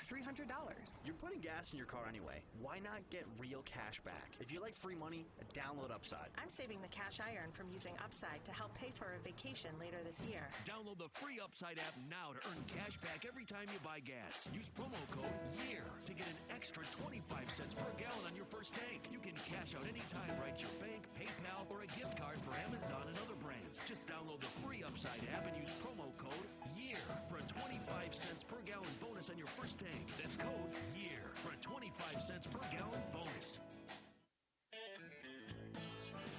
Hi, this is Troy Five Ash, owner of Five Ash Roofing. Did you know there are so many roofing companies in Memphis that I don't even know them all? So that begs the question, which one should you choose? So I thought I'd give you a little background about me. My grandfather was a World War II Marine. My father worked for the University of Memphis for nearly 30 years. My mother, a pianist at Raleigh Baptist Church. Seems like forever. I went to Brownsville Road, Craigmont, and Bartlett High School, class of 81. We support the local school systems, youth athletics, and believe in what St. Jude and Le Bonheur stand for. I'm a Tiger and Grizz fan. The point? Memphis is my home. Five Ash Roofing will be around if you ever have a problem with the service we provide. Five Ash Roofing, fair, honest, and ethical, with deep local ties in our community. 367-0050 or memphisroofer.com. Five Ash Roofing, it's what we do. We're here for you. Step up your wings game at East Coast Wings and Grill. With 60 wing flavors and 7 heat indexes, do you have what it takes to turn the heat on your wings up to insanity? East Coast Wings and Grill is family friendly with a large variety menu to satisfy the whole bunch. Sign up today for their loyalty program and taste the rewards. For every dollar you spend, you collect a point. Earn 100 points and receive a $5 reward. Next to Lowe's on Highway 64 in Bartlett, come try America's best wings at East Coast Wings and Grill. So you need to sell your house? I have the solution. Call 901-406-1101. That's 901-406-1101. Call my buddy Bill and I buy houses. Any area, as is. It's literally as simple as that. Just pick up your phone, call 901-406-1101. That's 901-406-1101. Call my buddy Bill and I buy houses. Guaranteed to close in 5 days. If you need to sell your house fast, call Bill at 901-406-1101. That's Bill and I buy houses. Sports 56 traffic. Good afternoon. Trying to clean up that wreck that's been over there for a while on 40 westbound near Watkins. Again, it's been a slow go in that area near the 101 connector from that earlier crash. It also earlier affected that lanes in the eastbound lanes, but right now 40 west at Watkins is still running pretty slow because of that earlier collision. Hey, shop now and save during the holiday season at Weimer's Jewelry, located 7525 Highway 64. I'm Commander Chuck with your on-time traffic.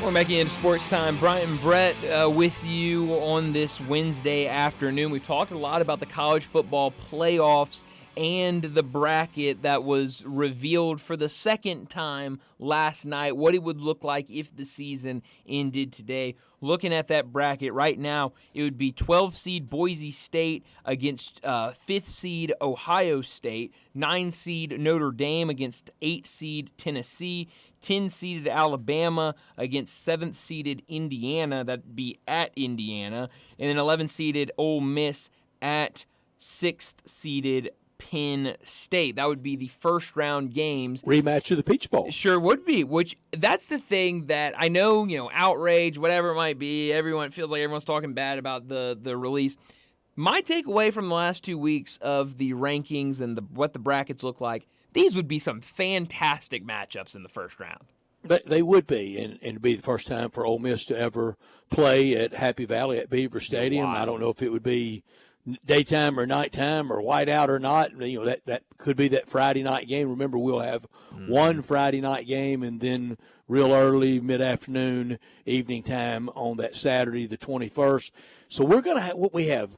So we had the second reveal. So we have a reveal after this week, the playing date of the 16th, after the 23rd, after the 30th, and then a final. So we've got 3 more of these Tuesday nights. Oh, man. Way too much. It's a lot. Last night or next week should I was about be to say, the first I think so. Okay, so what did we say? So we have 3 more before the official, or 3 more including the official? We have 3 more and then the official. Yeah, I think next week's when you start it. so 5 teasers. Ugh. No, thank you. Yeah, maybe start it next week, and then you have 3 weeks, and then you have the whole thing. Right, and they say they do it for promotion and talking about college football. I think college football. I think it's doing just fine. While I do think it needs more promotion. The right kind of promotion. This isn't it. This isn't the right kind. No. I'm with you on that. I mean, honestly, and I'll be honest, there are a lot of times, especially when it's usually going on kind of right at that 6 o'clock, I am not, I'm driving home. I'm not in front of a television to watch the ranking show.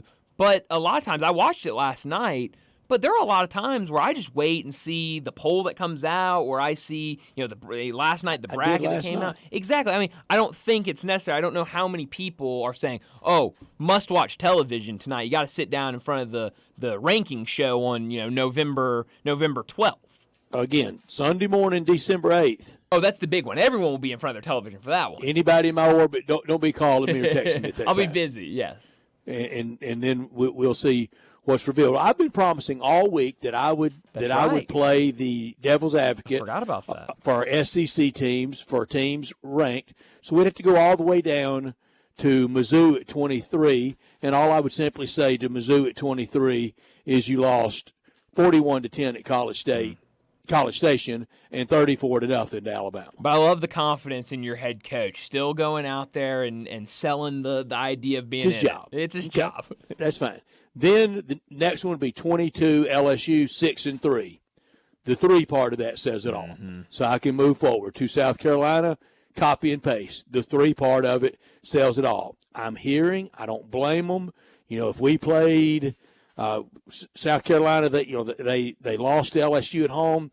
If Norris Sellers hadn't got hurt, if we could replay that last 3 minutes, that's all fine and good. Same thing for if they could play Alabama. Nobody wants to play us right now. Well, I know this. Ole Miss played you on October 3rd, or October 5th, rather, and beat you by 24 at Columbia. Yeah, I mean, nobody wants to play you. I wouldn't mind playing you. Yeah, I mean, can't change history. What happened.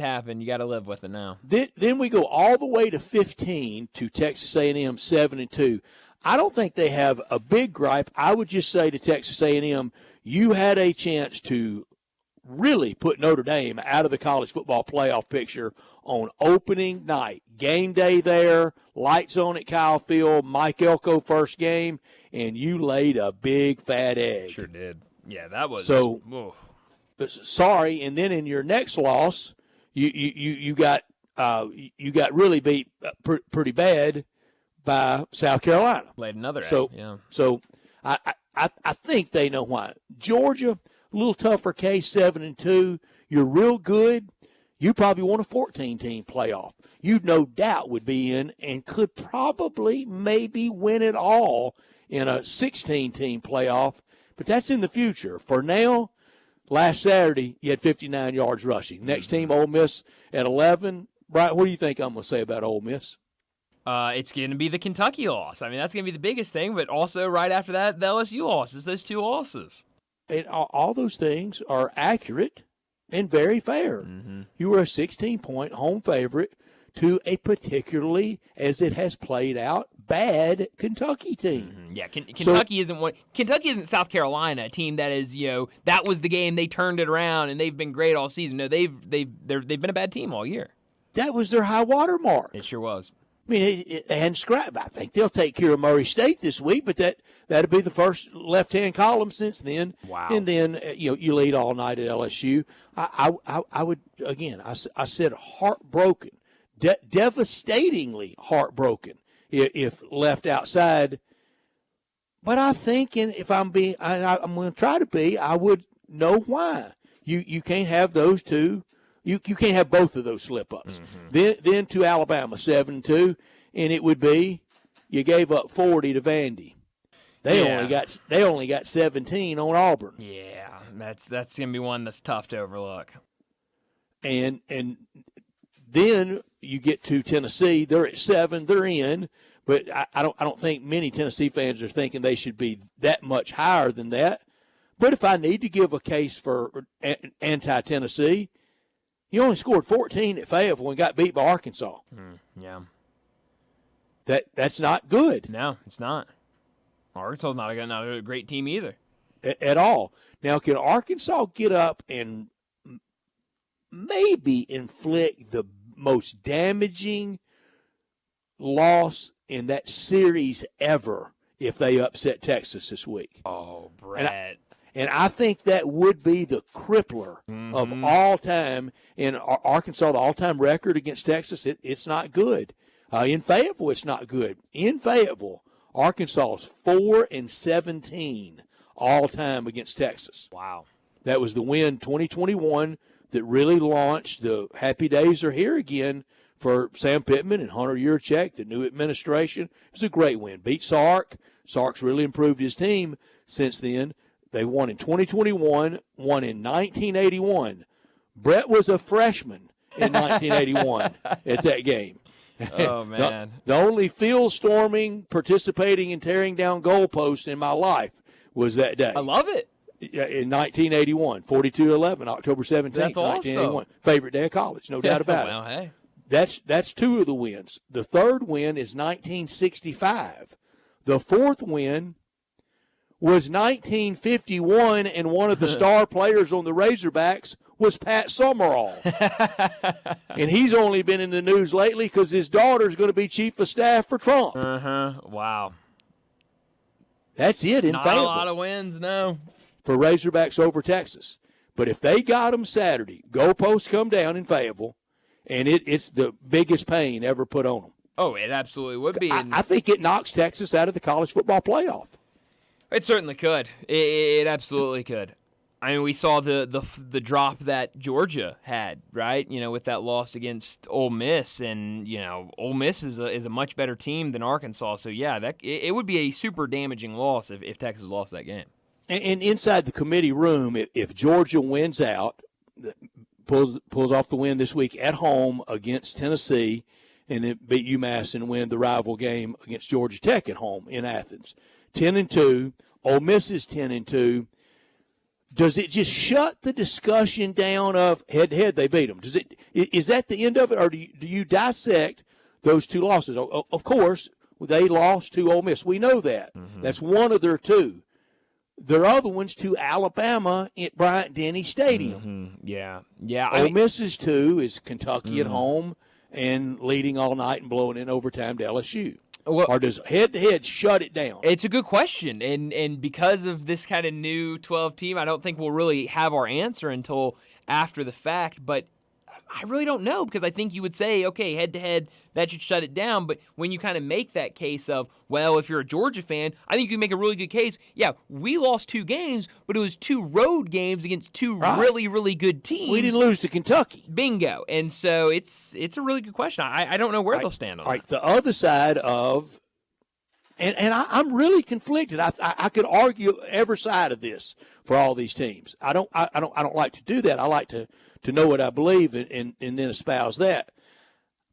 And here's what I really believe. I think it does shut it down because of the matter-of-factness of it and the margin.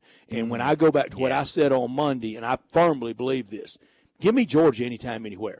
If it ends up again in the bracket, fine. And if it's there, fine. And that 18-point margin, that was the least Ole Miss was going to beat them by Saturday. Yeah, well, that's what we've talked about kind of throughout the week. If that was domination by Ole Miss from really start to finish. The only bright part of the game for Georgia was that interception on the first possession, and then after that, it was all Ole Miss the rest of the day. Of the Georgia 2 losses, which one of those teams you think they most would want to run into again, Bama or Ole Miss? I would say Bama. I would too. I would say Bama. I'm kind of with, we were talking about it, So I think it does shut it down. Yeah. They beat them. Because we were talking with Coach West, about an hour ago, and he's been saying it for the last couple of weeks that he thinks Ole Miss is the most talented team in the SEC. And I'm kind of with him. The way they've been playing, there are very few teams in the country that would want to run into Ole Miss right now. Yeah, and it took till halftime of Oklahoma for the fuse to get lit, but it finally did in 10 quarters since they have really rolled. It is the thankful month, and we all have so much to be thankful about. And at All Star Chevrolet in Olive Branch, they have the red tags everywhere, new 24s and 25s.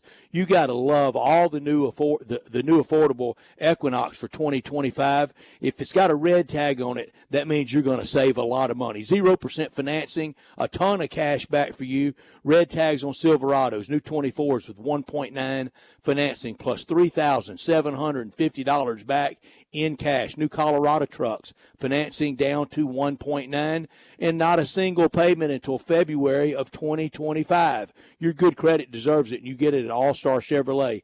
Take Highway 78 to Kraft Goodman Road, first exit after you cross into Mississippi, and you're there. If you're law enforcement, first responder, military, educator, recent grad, healthcare worker, an extra $500 bonus back instantly. All-Star with all the pre-owns you could ever dream of. Jeeps, SUVs, Toyotas, Nissans, Suburbans, Tahoes, and a ton of pre-owned Silverados. If you have any vehicle you want to sell, bring it to All-Star in Olive Branch and get the most money for it today or first thing in the morning or the rest of this week or all day on Saturday. Drew DePriest and his great team and everyone involved at All-Star, they wish everybody in our listening audience a very happy Thanksgiving and a start to a really blessed holiday season. Together, let's drive to All-Star, and for more information, you can go to allstarautogroup.com. Let's grab another break. When we come back, it'll be time for Big Number of the Day.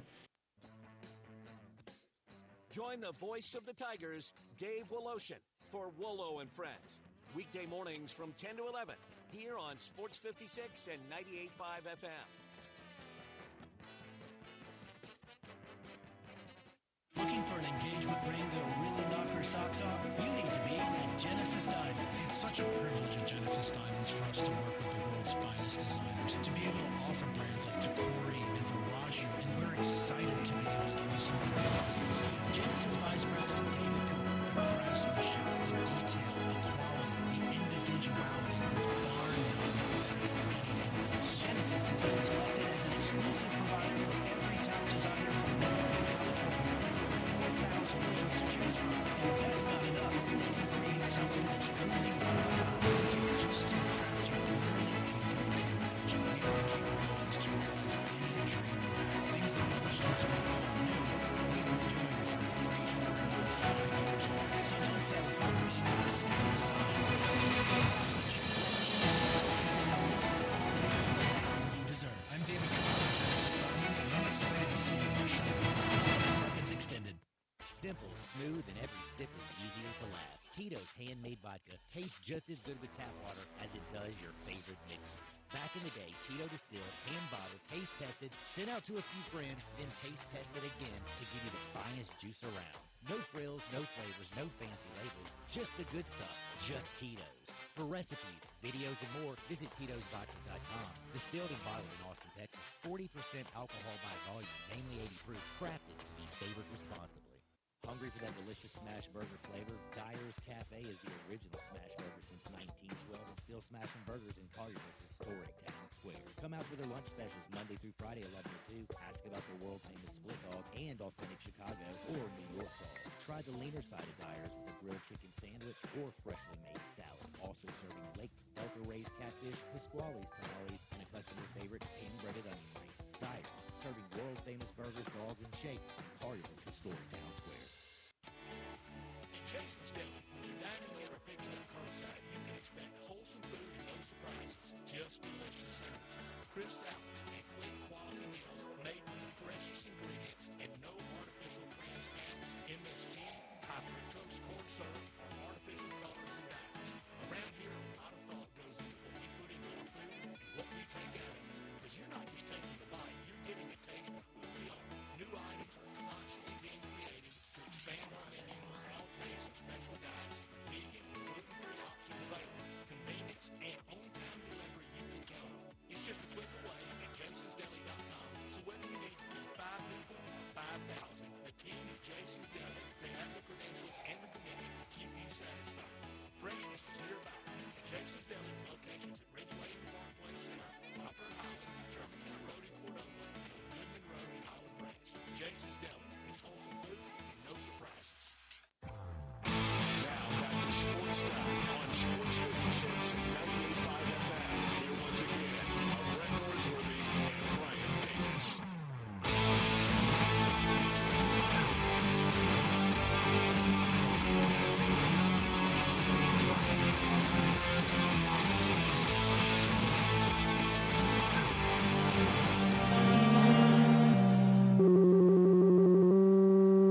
Big Daddy. Hello, Big Brand. It's a guy, he wants to be big, then he gets big, he doesn't want to be big anymore, then he gets small, but the suit's too big. Big Daddy. The big boy. You're a big guy. I think she's trying to pull a fast one on Big Daddy. The big number of the day. Well, Brett, my big number comes from the NBA, and my big number is the number 10. We'll go with that. There's a lot of numbers in this big number.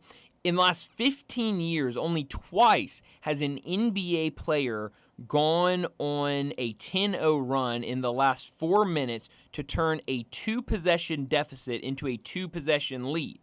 One was LeBron James doing it on April 16th, 2012. The other was Steph Curry last night against the Mavericks. He was insane. I mentioned it earlier. The last 12 points for the Warriors, and part of that was a 10-0 run that turned that deficit into a win. You know, these, it feels like we talk about, all right, those type of guys, Steph and some of the other guys are kind of getting down towards the end of their career. So I love seeing these vintage performances from Steph Curry. You go back to the Olympics, his performance against France where he put that game on ice by himself. Steph Curry, still very fun to watch. He sure is. And, LeBron being almost 40, he gets all the credit for the kind of the elder statesman. Mm-hmm. Steph Curry right there with him. Just saw this from on X from NBA Communications at NBA PR, opening night of the 2024 Emirates NBA Cup on TNT, and Max, Knicks 76ers and Mavericks Warriors averaged 1.9 million viewers, up 71% versus TNT's first NBA Cup doubleheader last year. The Mavericks Warriors game peaked with 2.6 million viewers, so people were watching and people were interested. Those are great numbers. Those really good numbers. They're actually kind of surprising that those numbers are the way they are. I'm glad that more people were watching last night, but you would think last year being the first year of the NBA Cup, hey, let's check out this new thing the NBA's doing, especially with how much people were talking about it before it happened. You would almost think that would have the bigger rating. So that's interesting. Now, in comparison, those numbers in the college football world, that's game day. That's great. That's fantastic. My big number is 10 as well. Indiana, 10-0, and I think they are in the playoffs, barring something really unforeseen in the battle for the Old Oaken Bucket. And, yeah, I like saying Old Oaken Bucket. They're 10-0, open date this week, and then next week at Ohio State. Just don't get mauled. Just don't be 55-0. Yeah, just be, competitive, and you're good. Right now, resume-wise, best win, either UCLA or Michigan. That's not that sporty, but they've won them all. That's right. There's got to be something to that. Their quarterback, Curtis Rourke. Do you think people, Brian, full transparency here, I didn't know this till I looked it up today. I thought, well, I know he's had a good year. What exactly are his numbers? 21 touchdowns, 4 interceptions. Well, I couldn't have told if you had just ended that statement of what are his, give me his touchdown to interception ratio. I could not have told you, but that's really, really good. I wanted to see because he's on my Heisman radar. Yeah, I think he's got to be, right? Now, right now, there's a lot. Shedeur Sanders, definitely. The two-way player at Colorado. There are a lot of players, but 21-4, his touchdown to interceptions. Over 2,400 yards, and he's not through. He had the 2-interception game against Maryland, and and they won it fairly easily. And sometimes you have those days. Look at Jared Goff in the NFL last week. Well, yeah, it's a good 5-interception game. Yikes! But that's really good numbers. Yeah, exactly. That's what it's all about. And so I think when you talk about this Indiana team, they've been perfect all this way. If they go out there and lose to Ohio State, which I think a lot of people think they probably will, again, as long as it is not 60-0, then they're still firmly in that mix because they have done everything they've needed to do so far. And it feels like this for a lot of teams, whether it's the Ole Miss world, maybe even Tennessee, for sure Alabama, definitely Georgia. I don't think any of those teams would be scared to play anybody. And vice versa. Oregon's not scared to play anybody. No. Bring it on at Texas. Ohio State, fine.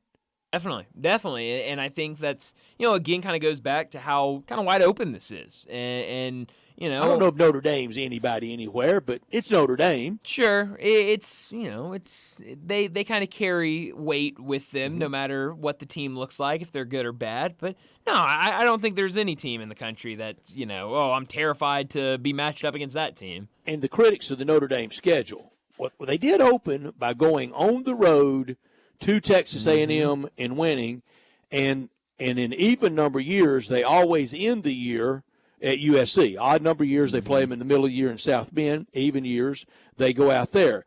They can't help that USC's not any good. That's not their job. Right. I mean, when they make that contract to play that big brand, and USC wants out of that deal. Wow. It's crazy. Well, and USC, we thought USC would – maybe be around this conversation before the season started, right? Like, with what they were, Miller Moss at quarterback and some of those weapons they had there, that coach, they're definitely going to be around in Big Ten conversation. And, now it's not gone their way this year. And Florida State, I mean, who saw that meltdown coming? Man, well, yeah, it goes back to when we talked about, we brought back up our preseason predictions for the playoff Speaking yesterday. Of meltdown. And, oh man, talk about some of those teams that we had on our list that are big X's right now. But no, it was fun last night, seeing that bracket. But again, like you said earlier, like David said at the start of this hour, it means nothing right now. Don't worry about it. There's still so much ball that has to be played before that official bracket comes out at the end of the year. But let's go ahead and wrap up our second hour, get to a break. When we come back, talking a whole lot of college basketball with Kevin Sweeney.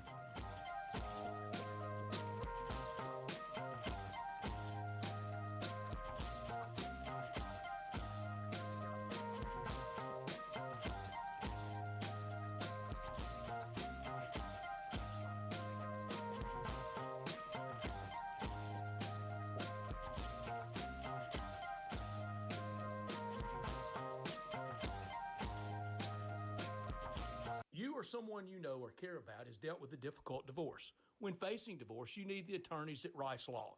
Nick and Larry Rice lead the firm with 3 generations and 7 decades of experience. Located in Memphis, serving the entire state of Tennessee and North Mississippi. Rice Law is who you need to call. Simple or difficult divorce, they know how to handle it. Call Rice Law at 901-526-6701, or for more information, visit them at aboutdivorce.com. That's aboutdivorce.com. If there's a better time of year to spend some time in the comfortable confines of Bell Tavern, I don't know what it is. This time of year, when the air is getting crisp and college football, the NFL, the Grizzlies, and the Tigers are all playing, is the ideal time to grab a seat at Memphis' best-kept secret. We say it all the time, and it's still true. You could go to some chain bar where people tend to make a lot of noise, or you could settle into Bell Tavern, where people tend to act like adults. There will be cheering, and there will be jeering, but it won't be chaos, because at Bell Tavern, it's assumed you'll act like a grown-up.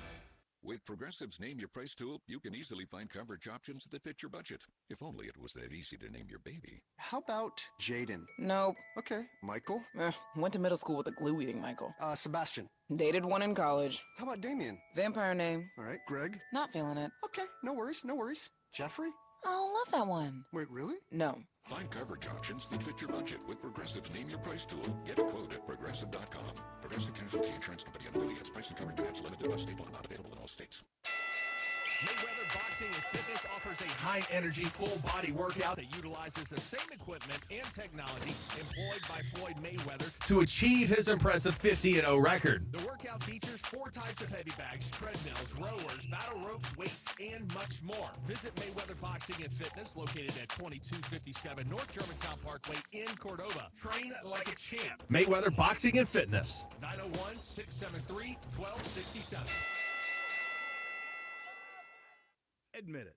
When you start thinking about tastes of Memphis, you think treats, sweets. You think Dinstall's. For 122 years now. What is that, 5 generations? When people wanted something to bring to a party that will just make everybody happy, they bring out Dinstall's. 122 years of cashew crunch, of heavenly hash, of turtlettes, of their award-winning fudge. That's worldwide. It's known that well. Then there's the milk chocolate. It all starts there. There's the double-dip peanuts. And then every fall, those famous chocolate-covered strawberries with that fondant. And they won't tell you what's in the fondant, but it makes it oh so special. And easy to get to. 5 locations. There's where they make the candies in Pleasant View. There's Germantown. There's Collierville. There's even one downtown and in my neck of the woods in Laurelwood. You know what? 122 years made in Memphis and enjoyed by the whole world. Dinstall's.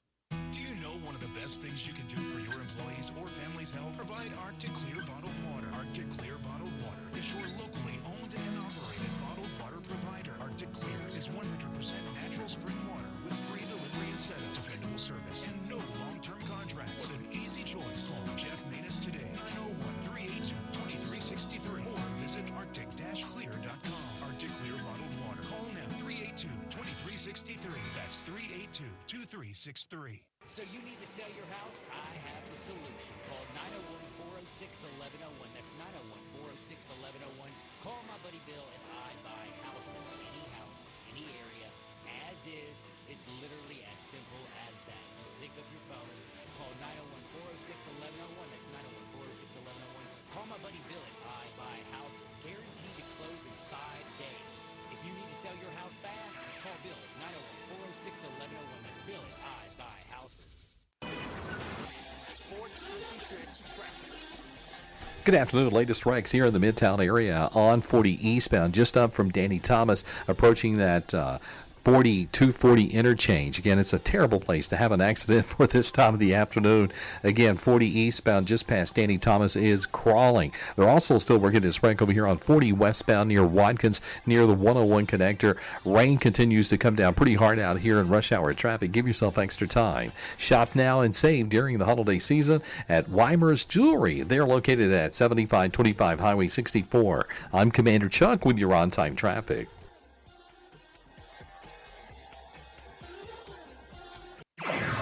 This is Original Sports Station. We are Sports 56, WHBQ Memphis, and W253DF Memphis.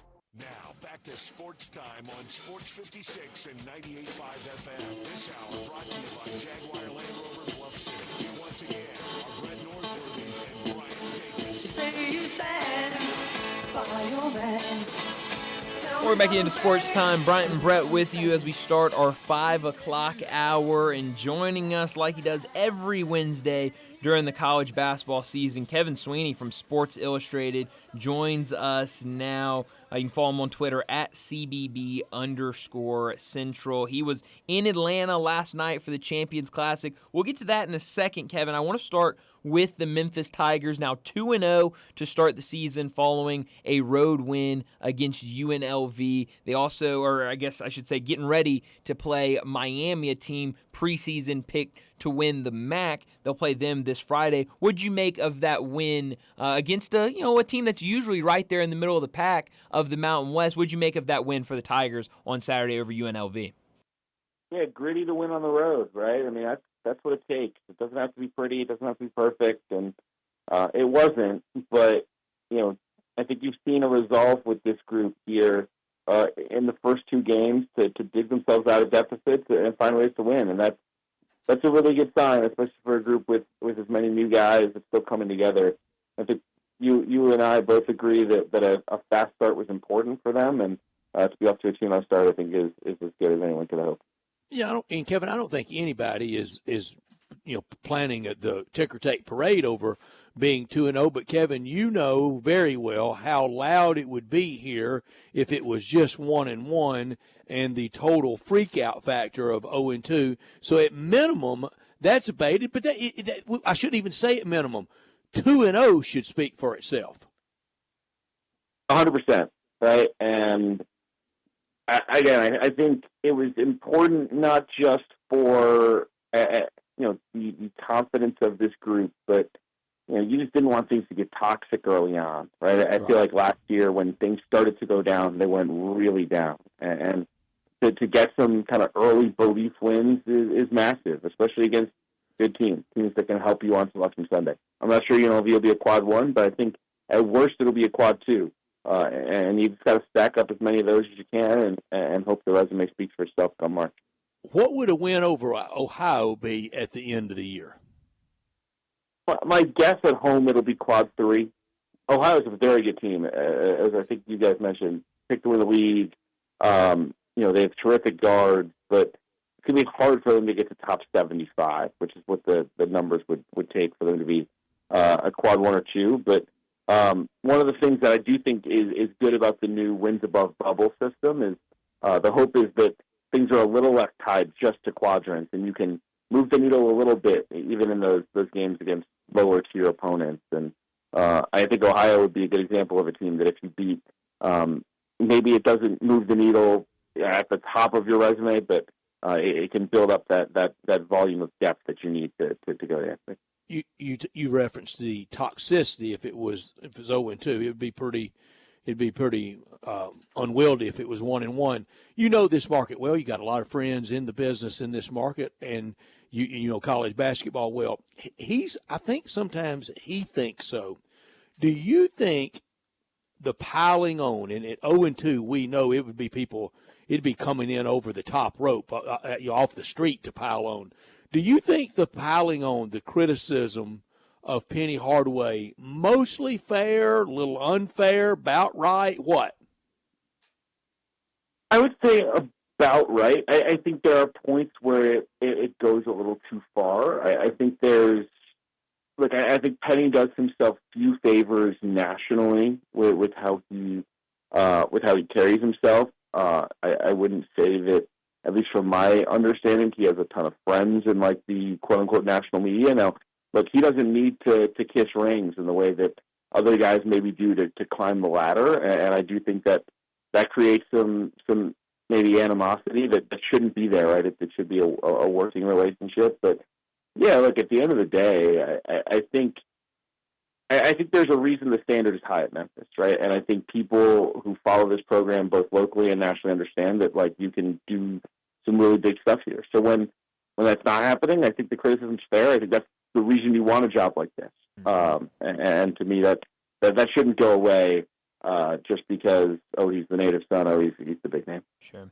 A lot of people have been talking this week about kind of how these two wins have come for the Tigers. It's been get down in a hole early, trailed in the first half by double digits against Missouri, down by 12 against UNLV, and then have really strong second halves. Penny Hardaway kind of talked about it at a press conference this week about how they really need to, pick it up in the first half.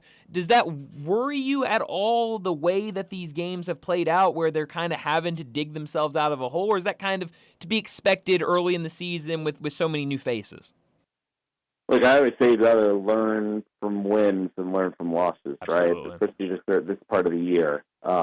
They clearly have stuff to fix. This is not a finished product. Right. But look, I think the second half comebacks, a lot of it comes down to the fact that they have a guard right now that they trust to go make plays every sit down floor, and PJ Haggerty, right? Like, there's not a lot of guys playing at his level right now. We'll see if that can continue as the season goes on. He is going to take a beating. He already is. But you couldn't have asked for any more. And in a sport where guard play really reigns supreme still, to have a guy that you trust every possession to go touch the paint, potentially draw a foul, or finish around the rim, that's a real weapon. I think it's certainly helped Memphis so far to his 2-0 start. The November-December period of college basketball, it may be more important on a depth issue than when you get into conference play, because like when they go to Hawaii, they're going to play Monday, Tuesday, and Wednesday. We know that. They're going to play 3 games in 3 days. You won't do that again until the Tigers won't do it again. If they do it again, we'll be at Dickies Arena at the very end, and that's when you've shortened rotations and kind of got the army you want to go to war with. Are you concerned with the Memphis depth right now? A bit, yeah. I mean, I think just in terms of sheer bodies, they don't have it, right? It's one thing when you've got a full assortment of guys, and we need to find ways to incorporate them. Right now, it's less that and more like who are the names to turn to, right? I do think you'd like to get Okogie and Jared Harris going a little bit more. Obviously, both guys are a bit behind the 8 ball, one from injury and one from being a freshman. But one of the challenges for Memphis of not playing the lighter non-conference schedules that a lot of kind of traditional power conference teams are playing is they're not in these 30-point blocks and can say, hey, Baraka Okogie, go figure it out, right? Go learn on the fly on the court. When you're playing competitive games and even I think potentially against Ohio this weekend, right? Like those are scary, and those are not easy games to plug in your ninth man and say, hey, go work out the kinks. So it's a balance. I do think it's a concern, especially in tournament play.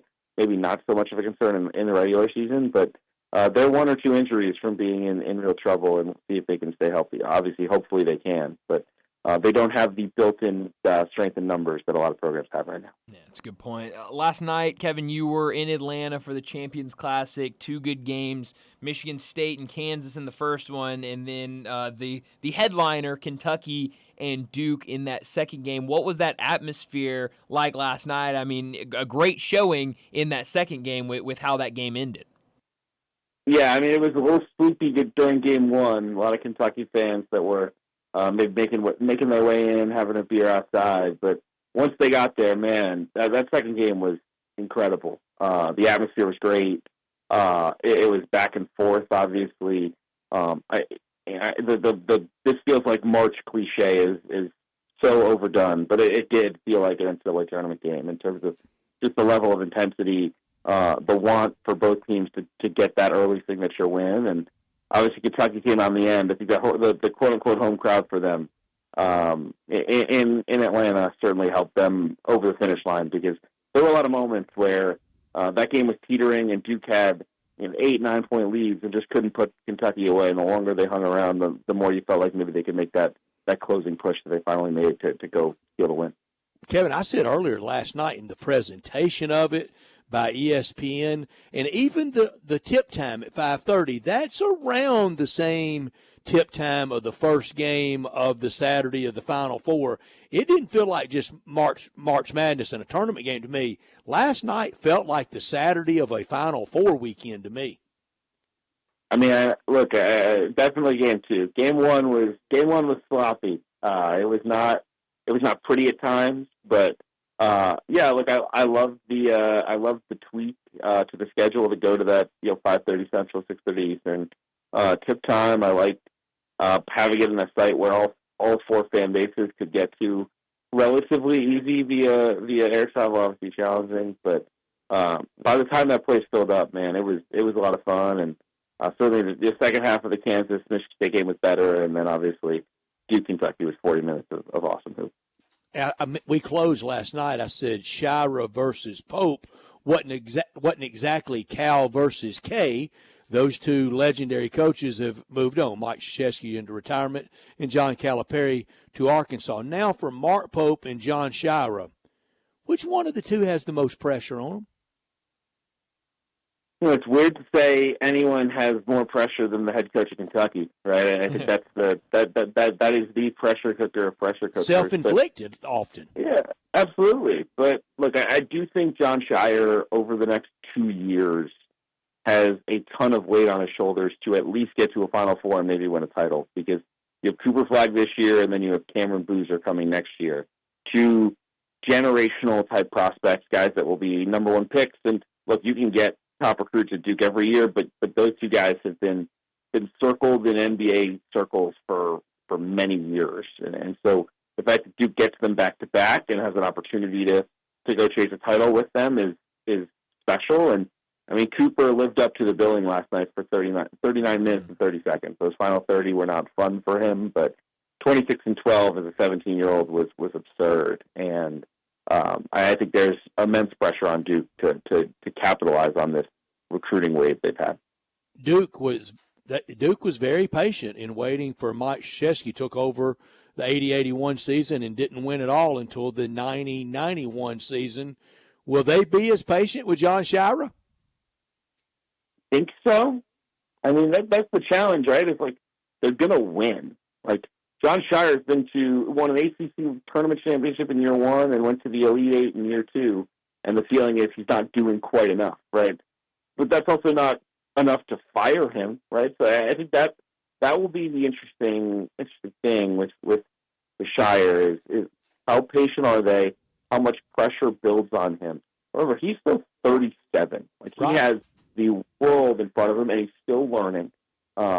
I do think there will be some patience, and I think he certainly has the support of everyone. But I do think these next 2 years would be a big letdown if they can't pull off something substantial in March. It's hard for people to remember just what the bridesmaid Krzyzewski was, and the year before he won it, just get blasted by Jerry Tark in Vegas in the 90 finals out in Denver, and really out of nowhere to upset Tark the next year in that super team in the national semis, and then win it on Monday night. But they had to wait a while to get there. But they were patient because they knew they had something really special in him.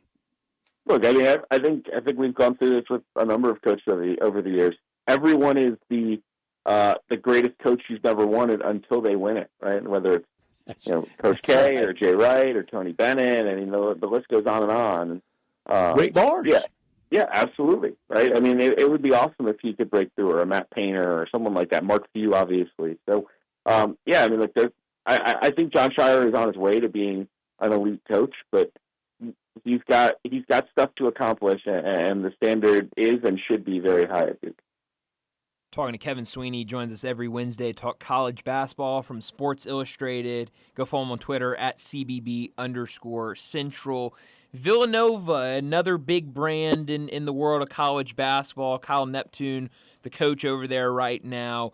Tuesday, a loss to St. Joe's. It was at St. Joe's, a campus game for the Big Five, which I wasn't too big on that when I first heard about it, but that atmosphere looked fantastic for that game. They dropped that game. A week before that, they lose against Columbia. It really feels like the Kyle Neptune era is not working at Villanova. Yeah, the walls are closing in. Yeah. Right. I mean, it'd be one thing if it was struggling Big East play, but it's Columbia, and it's Drexel, and it's Penn, and it's Portland, and it's St. Joe's twice. Like, at some point, like, you got to be able to take care of your business if you're Kyle Neptune. And I think the trend is not good, right? Like, it's not. It'd be one thing if it was disaster year one, and here comes year two, it's a little better, and year three, they're showing signs of growth. It's going in the wrong direction. And again, it's going to be hard to make a move just because obviously, Neptune was Jay Wright's handpicked successor, and Jay is still very much involved in that program. But I find it hard to believe that this time next year, Kyle Neptune will be coaching Villanova. The Auburn plane incident, big deal or no big deal? I'd say somewhere in between, right? I mean, it's a bad look. I think without knowing everything that happened on that plane, regardless, like, people don't go about stopping charters in the middle of trips very often. So something bad had to happen, and it's a criticism of Bruce Pearl, whose job it is to keep everybody in line. But I think Auburn is probably an emotional team, but I think they're a team that will keep its group together. I don't think this is signs of early fracturing. I think they'll they'll be just fine. It's just a momentary lapse in maturity for a group full of a lot of personalities and egos. Does he and do they feel any pressure with what Nate Oates and Bama accomplished last year? I think to a degree, right? Obviously, Bruce went to the Final Four in 2019 and really had an opportunity to win it all had they not fouled the shooter in the end game situation. But, I mean, the level is so high in the state of Alabama right now. And it's not just Oates and Pearl. It's Bucky McMillan at Stanford, and it's Andy Kennedy, who's done a great job at UAB. And, it's really kind of a basketball renaissance in the state. And I think that raises the stakes for everyone to outgun each other. But, I mean, look, I told you guys 10 years ago that Alabama and Auburn would be running the SEC in basketball. I don't think anyone would know what to think. And those two guys have done an incredible job. And 2-0 Troy and Scott Cross tonight playing Calipari in Arkansas. Yeah, absolutely. I mean, Scott is a phenomenal coach, has done this for a long time. And, again, do not be surprised if that game is closer than anybody wants it in Fayetteville tonight. That program has to find a way. That's what I'm thinking too. I was really surprised. I thought opening night for Arkansas against Lipscomb would be closer, and then I knew Baylor would be competitive. Not on upset alert tonight, just on too close for comfort at the last under 4 timeout. Yes, look, and this is everywhere, right? This is not specific to one program. These bye games have been tricky in a lot of places. And, I would not be surprised if Arkansas is the next to really be sweating down the stretch. The Todd Golding situation down at Florida, we know the kind of reports came out Friday, the student newspaper down there kind of making the headlines about, this issue that's going on at Florida. He put out a statement, then the school put out a statement. He coached Monday night against Grambling. How do you think this progresses from here? What is kind of the timeline that you think we could see with Todd Golden in Florida? Yeah, look, I think the leak complicates things a lot. Mm-hmm. This Title IX investigation has been going since the end of September. There have been rumblings and murmurs of some sort of allegations of misconduct against Todd dating back all the way to last March. So this has been a long time coming. I think this would have been resolved really in the next couple of weeks had there not been this leak of this Title IX investigation. Now, I mean, who knows, right? Does the process slow down? Does it speed up? I don't really know. I will say that I think it's important to get through that process. I think we've seen in a lot of cases that the judgment kind of gets made based on public relations and not based on not based on the facts of the case.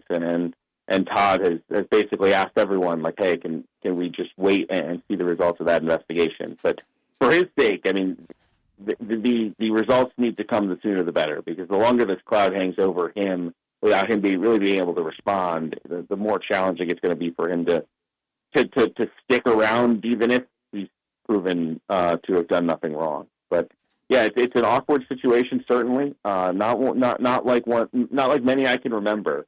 And yeah, certainly serious allegations if they're all proven to be true. My understanding is there's been pretty significant pushback on the Golden side to a lot of those allegations. But hopefully, the good thing about a Title IX investigation is it should be completely locked down from the outside world. There shouldn't be pressure from athletic departments, presidents, etc.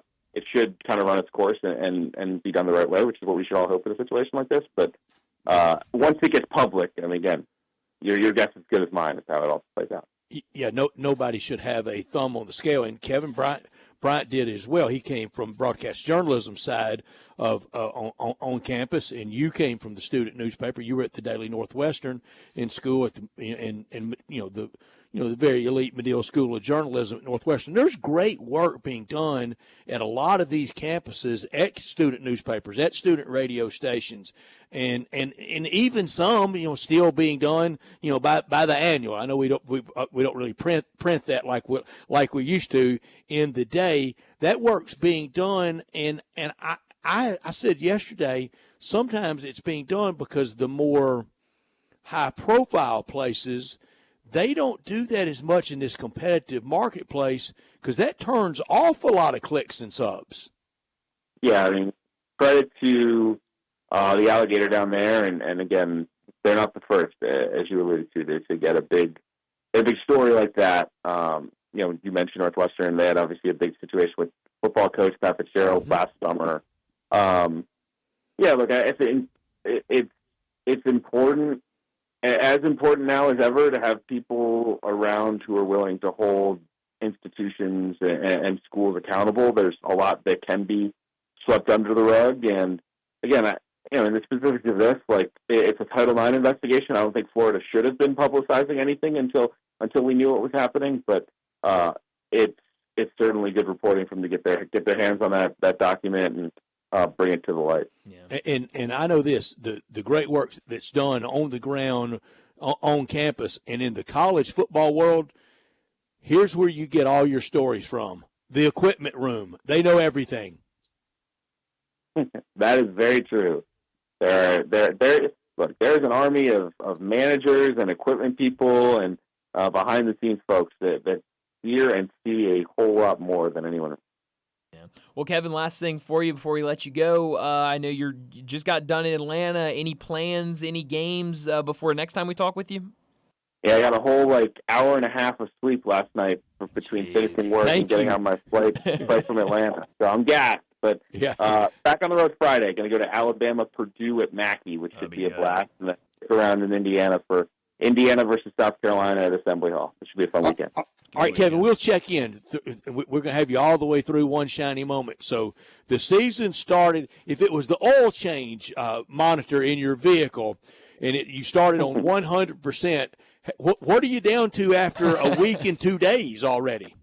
Man, I was doing good until today. I think I'll heal up. I'm still at 90, but I woke up this morning at 45. So we're powering through. Hey, you're feeling it. Well, Kevin, go get some sleep and enjoy the weekend. We'll do it again next week. Thanks, fellas. Thanks. Kevin. Thank you so much, Boy, if the first 9 days knocks the oil change light down there, that's going to hurt you. Hey, that's why we love Kevin, is he's always getting to these games. But you go in and get it changed and that's get exactly back to right. 100. Yeah, and we call that sleep for our bodies. Sleep. Yeah, I know he's going to get some good what sleep. What is that? And, yeah, exactly. And get back out there. But it sounds like a really fun weekend for him going to see two fun games. But I know he had a lot of fun with that one last night. Well, before we get to a break, let me remind you about our great sponsors, Jaguar Land Rover Bluff City. Jaguar Bluff City, they've been the premier Jaguar dealership for the greater Memphis area since 1984. Their talented team, they're ready to help you find your next perfect vehicle at unbeatable rates. Swing by Jaguar Land Rover Bluff City today and check out the new 2025 models like the 2025 Range Rover Sport, the 2025 Range Rover Velar, or the 2025 Defender. Test drive the Range Rover Sport where luxury meets performance. It's a perfect mix of style, performance, and versatility with options ranging from 360 horsepower up to 635. It's also available as a plug-in hybrid electric vehicle with $7,500 federal tax credit when leased with approved credit. Take a look at the Range Rover Velar, powered by mild hybrid technology and enhanced with the latest well-being features and fully connected entertainment system. The Range Rover Velar is the ultimate luxury compact crossover. Purchase yours today and get special 4.4% for 72 months financing available with approved credit. And don't forget about the Defender, available in multiple models to fit your needs. The Defender is built for the modern explorer, and Jaguar Bluff City is offering special interest rates for 60 and 72 months on various models. Give them a call at 877-259-6169. You can go online and view the vehicles, JaguarBluffCity.com. But go out there, 6335 Wheel Cove, right there just off of Quince. Check out all these vehicles. Test drive them. It's a perfect time to get out there. It looks like the weekend is going to be beautiful. So get out there and check out those vehicles, and especially those new 2025 models. Let's go ahead and get to a break, and when we come back, we'll talk about what's trending. Broadcasting from the Family Leisure Studio, we are Sports 56 and 98.5 FM. Family Leisure needs your help. Family Leisure has inventory they've got to move because you know what season is coming up. So why wait? You can complete your ultimate game room with a new pool table, a new shuffleboard, new arcade games, or just get all of them. Tons and tons of theater seating, overstocked and priced to move. 'Tis the season for fire pits, and all fire pits at Family Leisure are 20 to 30% off. You say you didn't get a spa this year? Well, say no more. Spas are in stock and they're ready for delivery and up to $1,500 off. These are just a few of the deals happening right now for a very limited time. So come on, check out their gigantic showroom. You never know what kind of deal you're going to find at Family Leisure, Whitten Road and I-40, where family and fun come together. Napa Cafe celebrates 26 years in 2024. Hi, I'm Glenda Hastings, owner of Napa Cafe, and I want to thank you for making us part of your dining experiences. If you are a first-time guest or have dined with us countless times, I want to thank you for making us part of your lives. Whether you're celebrating with the crowd or planning a cozy date night on the town, Napa Cafe can provide you an extraordinary evening. We have 5 dining rooms, including our private wine cellar, our Jan's room for 2 guests, and the Eleanor room for parties up to 60. Sit back, relax, and celebrate. Leave the cooking to us. Come see me at Napa Cafe, 5101 Sanderlin Avenue. We're open Wednesday through Saturday for dinner starting at 5 o'clock. We also offer curbside pickup from our full menu. For details on our stay-in, dine-out menu or reservations, visit our website at napacafe.com. Come join us as we celebrate 26 years of Napa Cafe in 2024. We can't wait to serve you. Summer may be over, but yard work, it goes on. Don't worry, Colonial Hardware makes it easy for you. Colonial Hardware has all the lawn and garden tools you need from the best brands in the business. Ferris, Snapper, Husqvarna, Toro, Echo, Shindaiwa, and Billigo. Servicing most brands of lawn equipment, Colonial's master service techs will keep you going year-round. Colonial Hardware, family-owned and operated, and serving you for nearly 50 years. Next to Bass Pro and Lincoln at Sycamore View, and online at colonialhardwareinc.com. Spencer here with ATC Fitness. There's no better time of the year than now. Football and fitness go hand in hand in the fall. And with individual screens on each piece of cardio and multiple big screens throughout the rest of the club, you'll never miss a bit of the action watching your favorite team. ATC Fitness continues to be the Mid-South's choice for fitness, family-owned for 30 years, and proud supporters of Coach Silverfield and the Memphis Tigers. Join online at atcfitness.com. ATC Fitness. Exercise your right to look good. I'm with John Burgos from the world-famous Rendezvous in the Alley since 1948. Brett, we have catered parties all over this country and all over the world, from Singapore, Australia to Central Park in New York. But many people don't realize how much we do locally.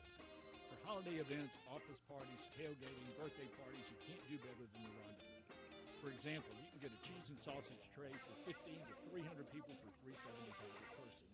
You can even build your own nacho bar for $10.50 per person. All you need is a minimum of 15 people.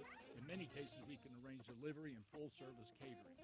We've even made it easy to get to-go items. You can just park at our front door in the alley, put on your flashes, and we'll get you going ASAP.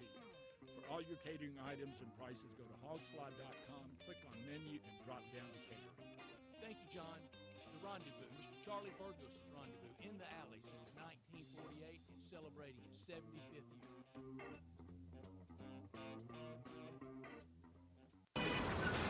Sports 56 traffic.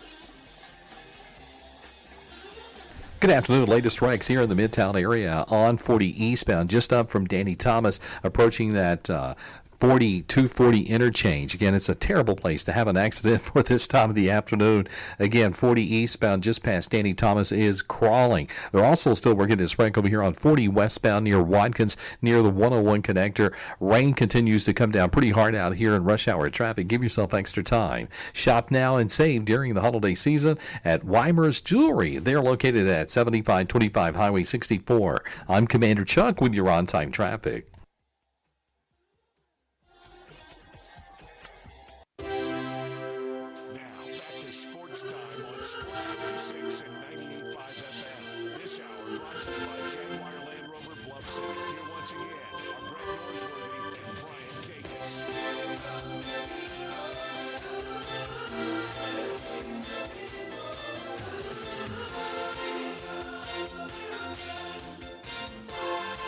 Welcome back into Sports Time. Bryant and Brett with you as we got a little less than 30 minutes left in today's show. We got to talk about what's trending. We talked a little bit about the NBA today. We talked Grizzlies, talked a little bit about the NBA Cup action from last night, but we did have some serious news come out earlier today. We, if you remember, I guess it was 2 weeks ago now, where reports came out Greg Popovich would not be coaching on a Saturday evening game, and then I believe that next Monday we learned that he would be out indefinitely with health issues. But now, earlier today, Shams Charania reporting, and then the Spurs putting out a statement that Greg Popovich suffered a mild stroke on November 2nd. He's expected to make a full recovery, and a timeline for a return has not been determined. So now we have a little more clarity, kind of what happened around that time. Because it was, I remember I was sitting watching college football, and I get a Shams notification, and it's Greg Popovich isn't going to play or isn't going to coach tonight due to a health situation. I was going, okay, well, what has happened, and really couldn't get any information. But now we've learned suffered a stroke earlier this month. Yeah, that was Saturday, November 2nd, and he's 75 years old, and we know what that means. But we also know with a lot of medical help and rehabilitation, hopefully full enough recovery for him, whether ever coaches another second in the NBA, want him to get well because he's a legend. This is a Greg Popovich nugget that I don't know that I realized. With all those championships that he's won, he never won one back-to-back. I guess that's right, yeah. Wow. Huh. And that's about all he hadn't done. It's true. He's done pretty much everything, but that is interesting. No back-to-backs with all those great teams. All-time winningest coach. It's incredible. 1393. That's a big number. Hey, he's great. I'll tell you that, one day, I guess it was last week when you were out, Brett, Darian and I were having a conversation about the Grizzlies, and Darian, and you use this, a lot of people use this. He said, I forgot what game it was, but the Grizzlies lost. Oh, it was against Brooklyn. They lost, and he goes, well, Dennis Schroeder, he is just a Grizz killer. And I go, okay, let's talk about this. Who are they? What makes a person Laurie a Grizz killer? And so I was trying to determine it, because that's another one. Yet you hear there's a handful of guys in the league that they are Grizz killers. So I was trying to determine what makes it, and so we put it out to the text line, and who are the Grizz killers? That's good. What makes them a Grizz killer? And we were getting some really good feedback, and I determined that there's two lines of thinking with Grizz killer. There are some people that think a Grizz killer is a just kind of middle of the road player, not a great player by any means, but just a player that just for whatever reason goes off against the Grizzlies. There are other people that think it can be any player, but it's just they lock in, whether it's Michael Jordan, Kobe Bryant, or Dennis Schroeder. They lock in against the Grizzlies. And so we were getting texts about who's Grizz killer. I guess point of the story is someone texted in and said Greg Popovich. I was like, well, that's, he sure is. That's a pretty good one. And he really wanted us killed. Wanted us to lose the franchise over the Pau Gasol trade, but unbeknownst to him at the time, that was the deal that really set up the core four and still the best chapter in Grizzlies history. But he was red hot over it because it probably cost him one or two in there. You're with right. Pau going to the Lakers. It absolutely did. And so I don't blame him for being mad, but I definitely hope he gets Here's a Grizz killer. Better. Play him tonight.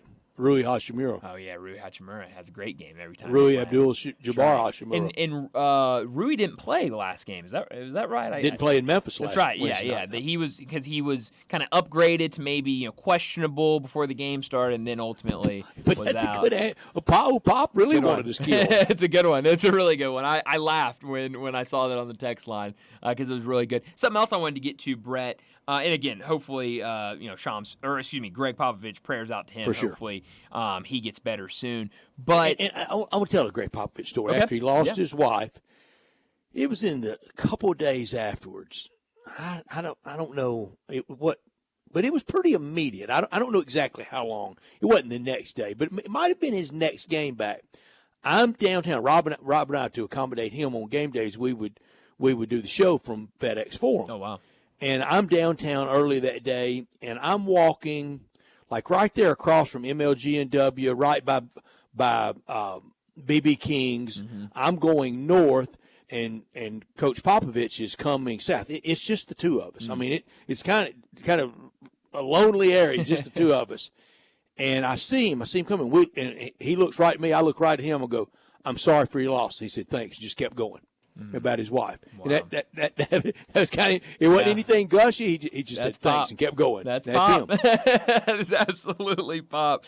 But I definitely hope he, is able to make a full recovery and is able to get back out there. Something else I wanted to bring up, Brett, the news that came out earlier today from the Colts that they are reversing their decision last week to bench Anthony Richardson. He will be back. What if he and gets will tired? Start this weekend against, I actually don't know who they play this weekend, but he will start for them after just a week ago. The New York Jets, who they play this weekend. But Anthony Richardson, he's back. Yeah, and is it going to end well for him there? I don't think so. I don't either. I don't like it, and we've talked about it with different quarterbacks, and we've had. We are rolling through these young quarterbacks. We sure are, and we've brought it up with. I think Bill Marchant has said it. It's never good. It's never a good look for one. It's never good to that player's confidence or development when you so publicly say, we're benching him. We're going to go with somebody else. We'll try to work it out down the road, and then immediately come back and say, hey, all right, we're bringing him back. He's our guy. When you're playing that game of start, bench, injured, start, bench, it really messes up, one, a guy's confidence, and two, their development. You either decide, hey, we're going to keep him on the bench, we'll develop him through practice and in other ways, or we're going to play him, and he's going to get that game experience. You can't be going back and forth from one to the other. And, Brian, it's not as much round or the number of pick where you're taking. It's where you go. Mm-hmm. The biggest example ever in the history of the sport of that is Tom Brady, where he landed, how it worked out, and how he was pushed by Belichick and playing behind Drew Bledsoe. But right now, I think we're seeing it.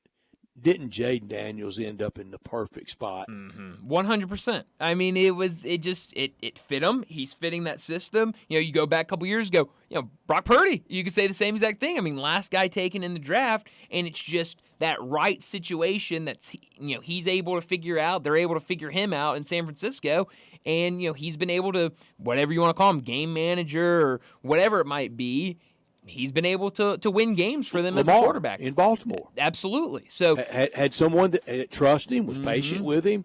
Harbaugh, a legendary, John, a legendary guy, and it worked out. I thought it was the perfect spot for Trevor Lawrence, and now it's not. But Trevor Lawrence, I don't think he was bust as much as it didn't work. And how many has it worked for in Jacksonville? Yeah, and we're seeing more recently. The top picks, whether it's number one pick or, top five pick where, they go, they can't miss and then, things happen. It can't work out. Obviously, we're going through this with Anthony Richardson. Now the story's coming out about Caleb Williams in that locker room. They, made the change at offensive coordinator, but now you're hearing reports that veteran players were, going and talking to different coaches saying, let's bench him. He's not getting the job done. Let's go with somebody else for the rest of the season. So, it's weird to watch these young quarterbacks and kind of how they progress through their first couple years. And we will watch it next spring. Right now, number one pick will be New York. They need a quarterback. Man. If you're Deion Sanders, do you want Shador going there? No, absolutely not. I don't either. No.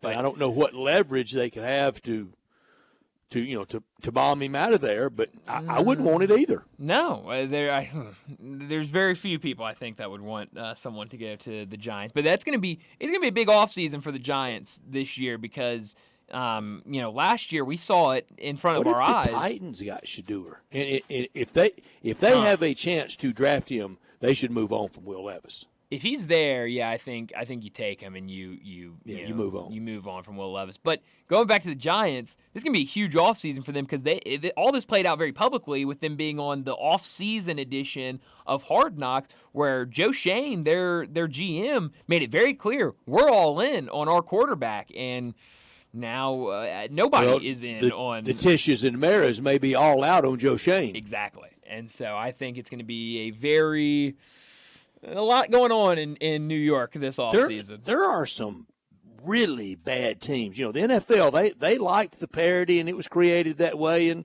everybody's, fishing off the same dock with money and things like all the facilities the same, hot tubs, cold tubs, masseuses and masseurs and all the trappings. But then there are some really bad teams that have separated themselves and got a lot of football left to play. Yeah, I mean, you look up and just look at the teams. Like Vegas. Vegas. Why did you hire Antonio Pierce? Yeah. I mean, there are Giants, Vegas, Jacksonville, Cleveland. That's 4 teams right now that only have 2 wins on the season. That's it. That's tough.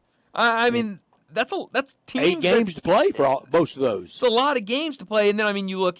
And there's no big turnaround in any of those. And you can even expand it's it a little bit further. There's no catching a wave in any of those teams. So that's 4 teams right there. 3-win teams. Carolina, New Orleans, Dallas. Team we don't speak of. That's right. I don't even think I mentioned Tennessee in my numbers earlier. They're a 2-win team. Yeah. Forgot to put them in there. New England and the Jets. So that's 10 teams right now in the NFL that have 2 or 3 wins. And the NFL prides itself on the thriving middle class. Mm-hmm. Yep. And I forgot another like 2 team. extremes. I forgot Miami. So that's, 11 teams with 3 wins or less on the season? That's 11 out of 32. So then you have the top teams, the 7 and 6, 8 with the Lions, 7 and 6 win teams. There's not a burgeoning middle class this year. There's not. There's a top class and there's the bottom class, and it is very separated right now. And the Bears are headed the direction of bottom, which is crazy because we were having that conversation. 4th week of the season of they're playing well. Maybe this is where they really thought it was skyrocket. the perfect place. Like I said for Jaden Daniels, we thought Caleb Williams there is a rookie. And I don't know how much this is really his fault, but he hadn't been good either since the Hail Mary. He holds the ball too long, but he does.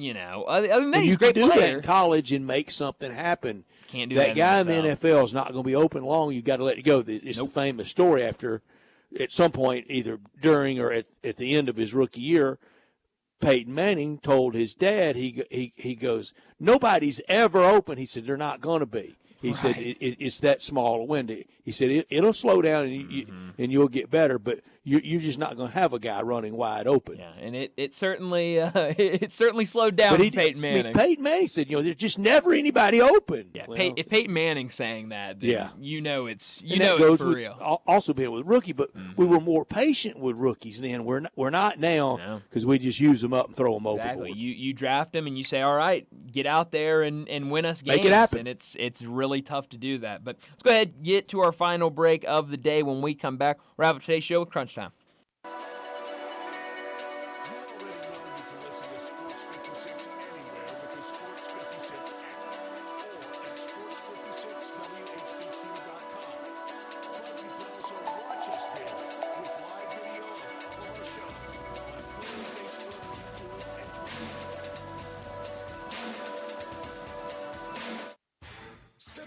today's game at East Coast Wings and Grill. With 60 wing flavors and 7 heat indexes, do you have what it takes to turn the heat on your wings up to insanity? East Coast Wings and Grill is family friendly with a large variety menu to satisfy the whole bunch. Sign up today for their loyalty program and taste the rewards. For every dollar you spend, you collect a point. Earn 100 points and receive a $5 reward. Next to Lowe's off Highway 64 in Bartlett, come try America's best wings at East Coast Wings and Grill.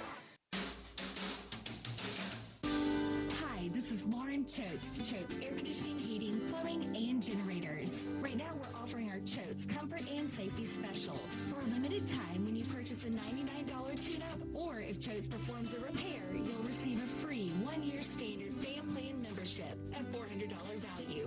Keep your home safe, comfortable, and running smoothly all year long with 2 maintenance visits, priority service, and discounts on future repairs. And for our existing loyal fan plan members, we have something special just for you.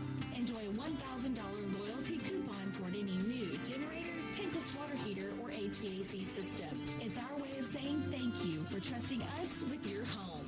Add value, add comfort, and add safety to your home with Choates. Call us today at 347-8086 or visit ChoatesHVAC.com. Choates, let our family serve your family.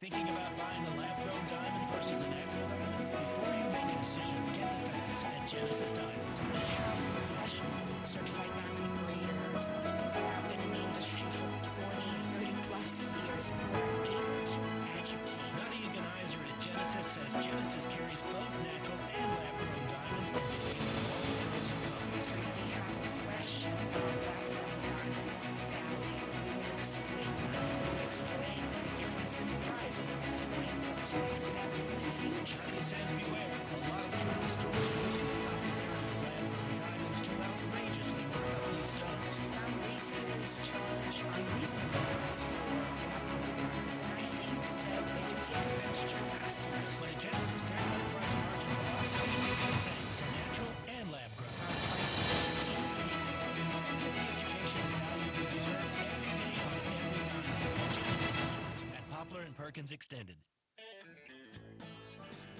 Hi, this is Troy Fiveash, owner of Fiveash Roofing. I have been told that my ads are all business and I should share some of my personality.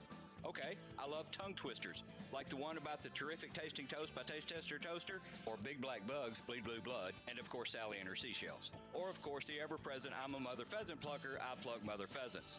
Okay, enough of that. If you want an honest, fair, reasonable roofing, siding, or gutter estimate, call Fiveash Roofing at 367-0050. That's exactly what you'll get.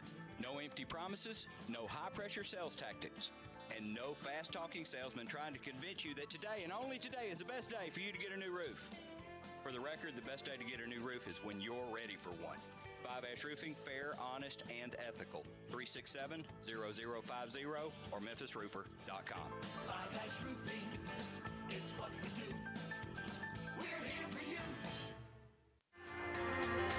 Back to Sportstime on Sports 56 and 95 FM. This hour brought to you by Jaguar Land Rover. Once again,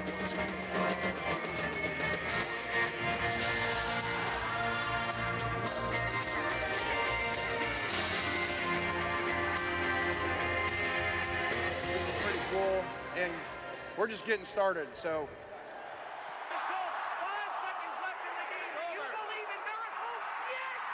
Spanning the globe.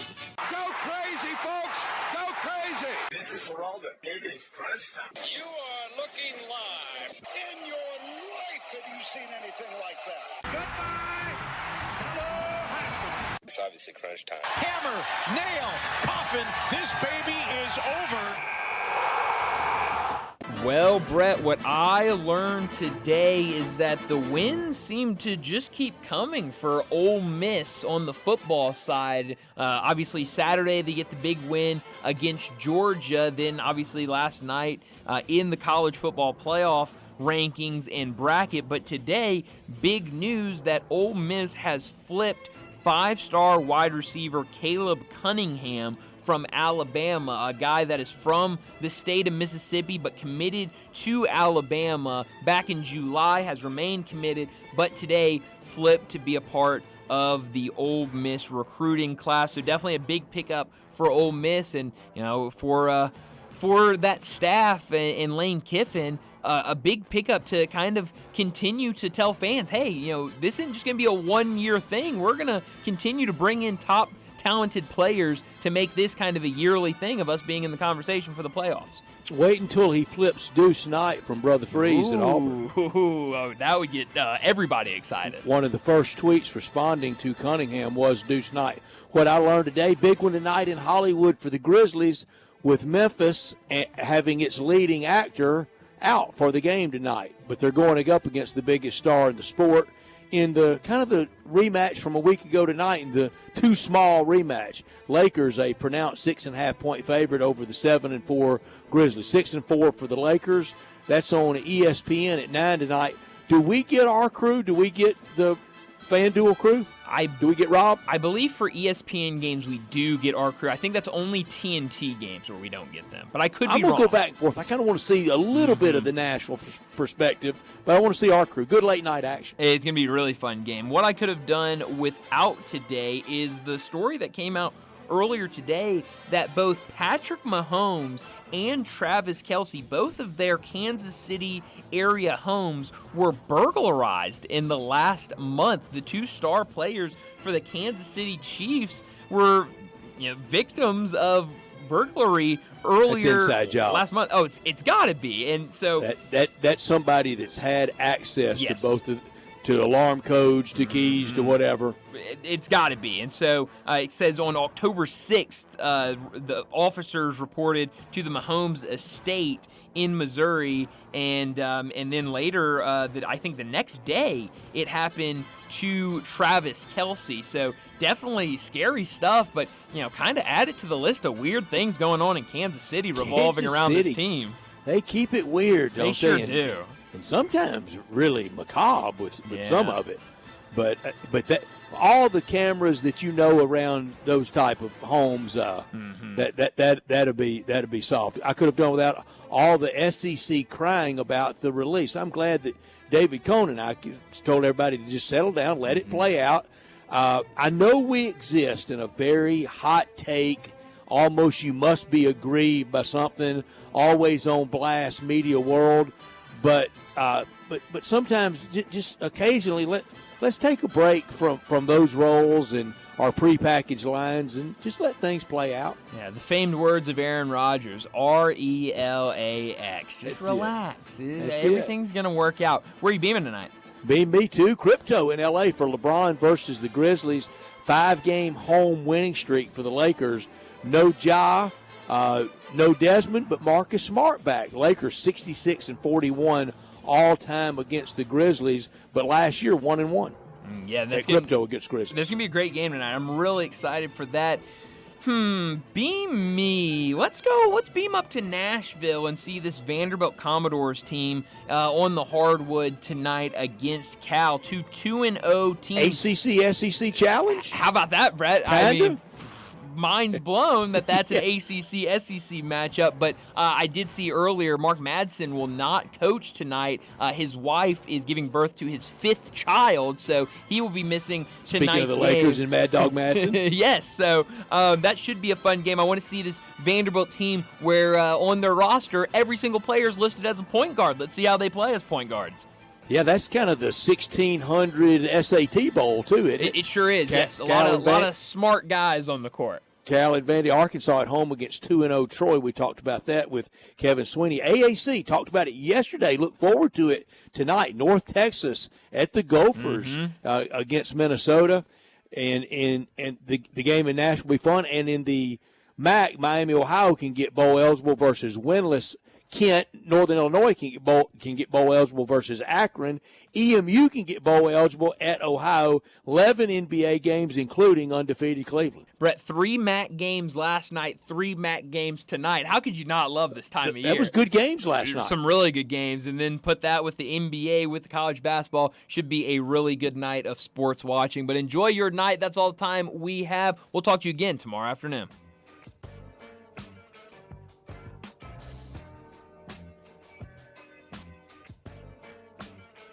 If wedding bells are in your future, you need an unforgettable engagement ring Jewelers for over 60 years. With a huge selection and the best prices, James Gaddis is a master jeweler and diamondologist. Beautiful jewelry from James Gaddis is always the right choice. Choose from rings to earrings, necklaces to bracelets, and gemstones to watches. Layaway and financing available. James Gaddis Jewelers, 4900 Poplar, online at GaddisJewelers.com and Instagram at Gaddis Jewelers.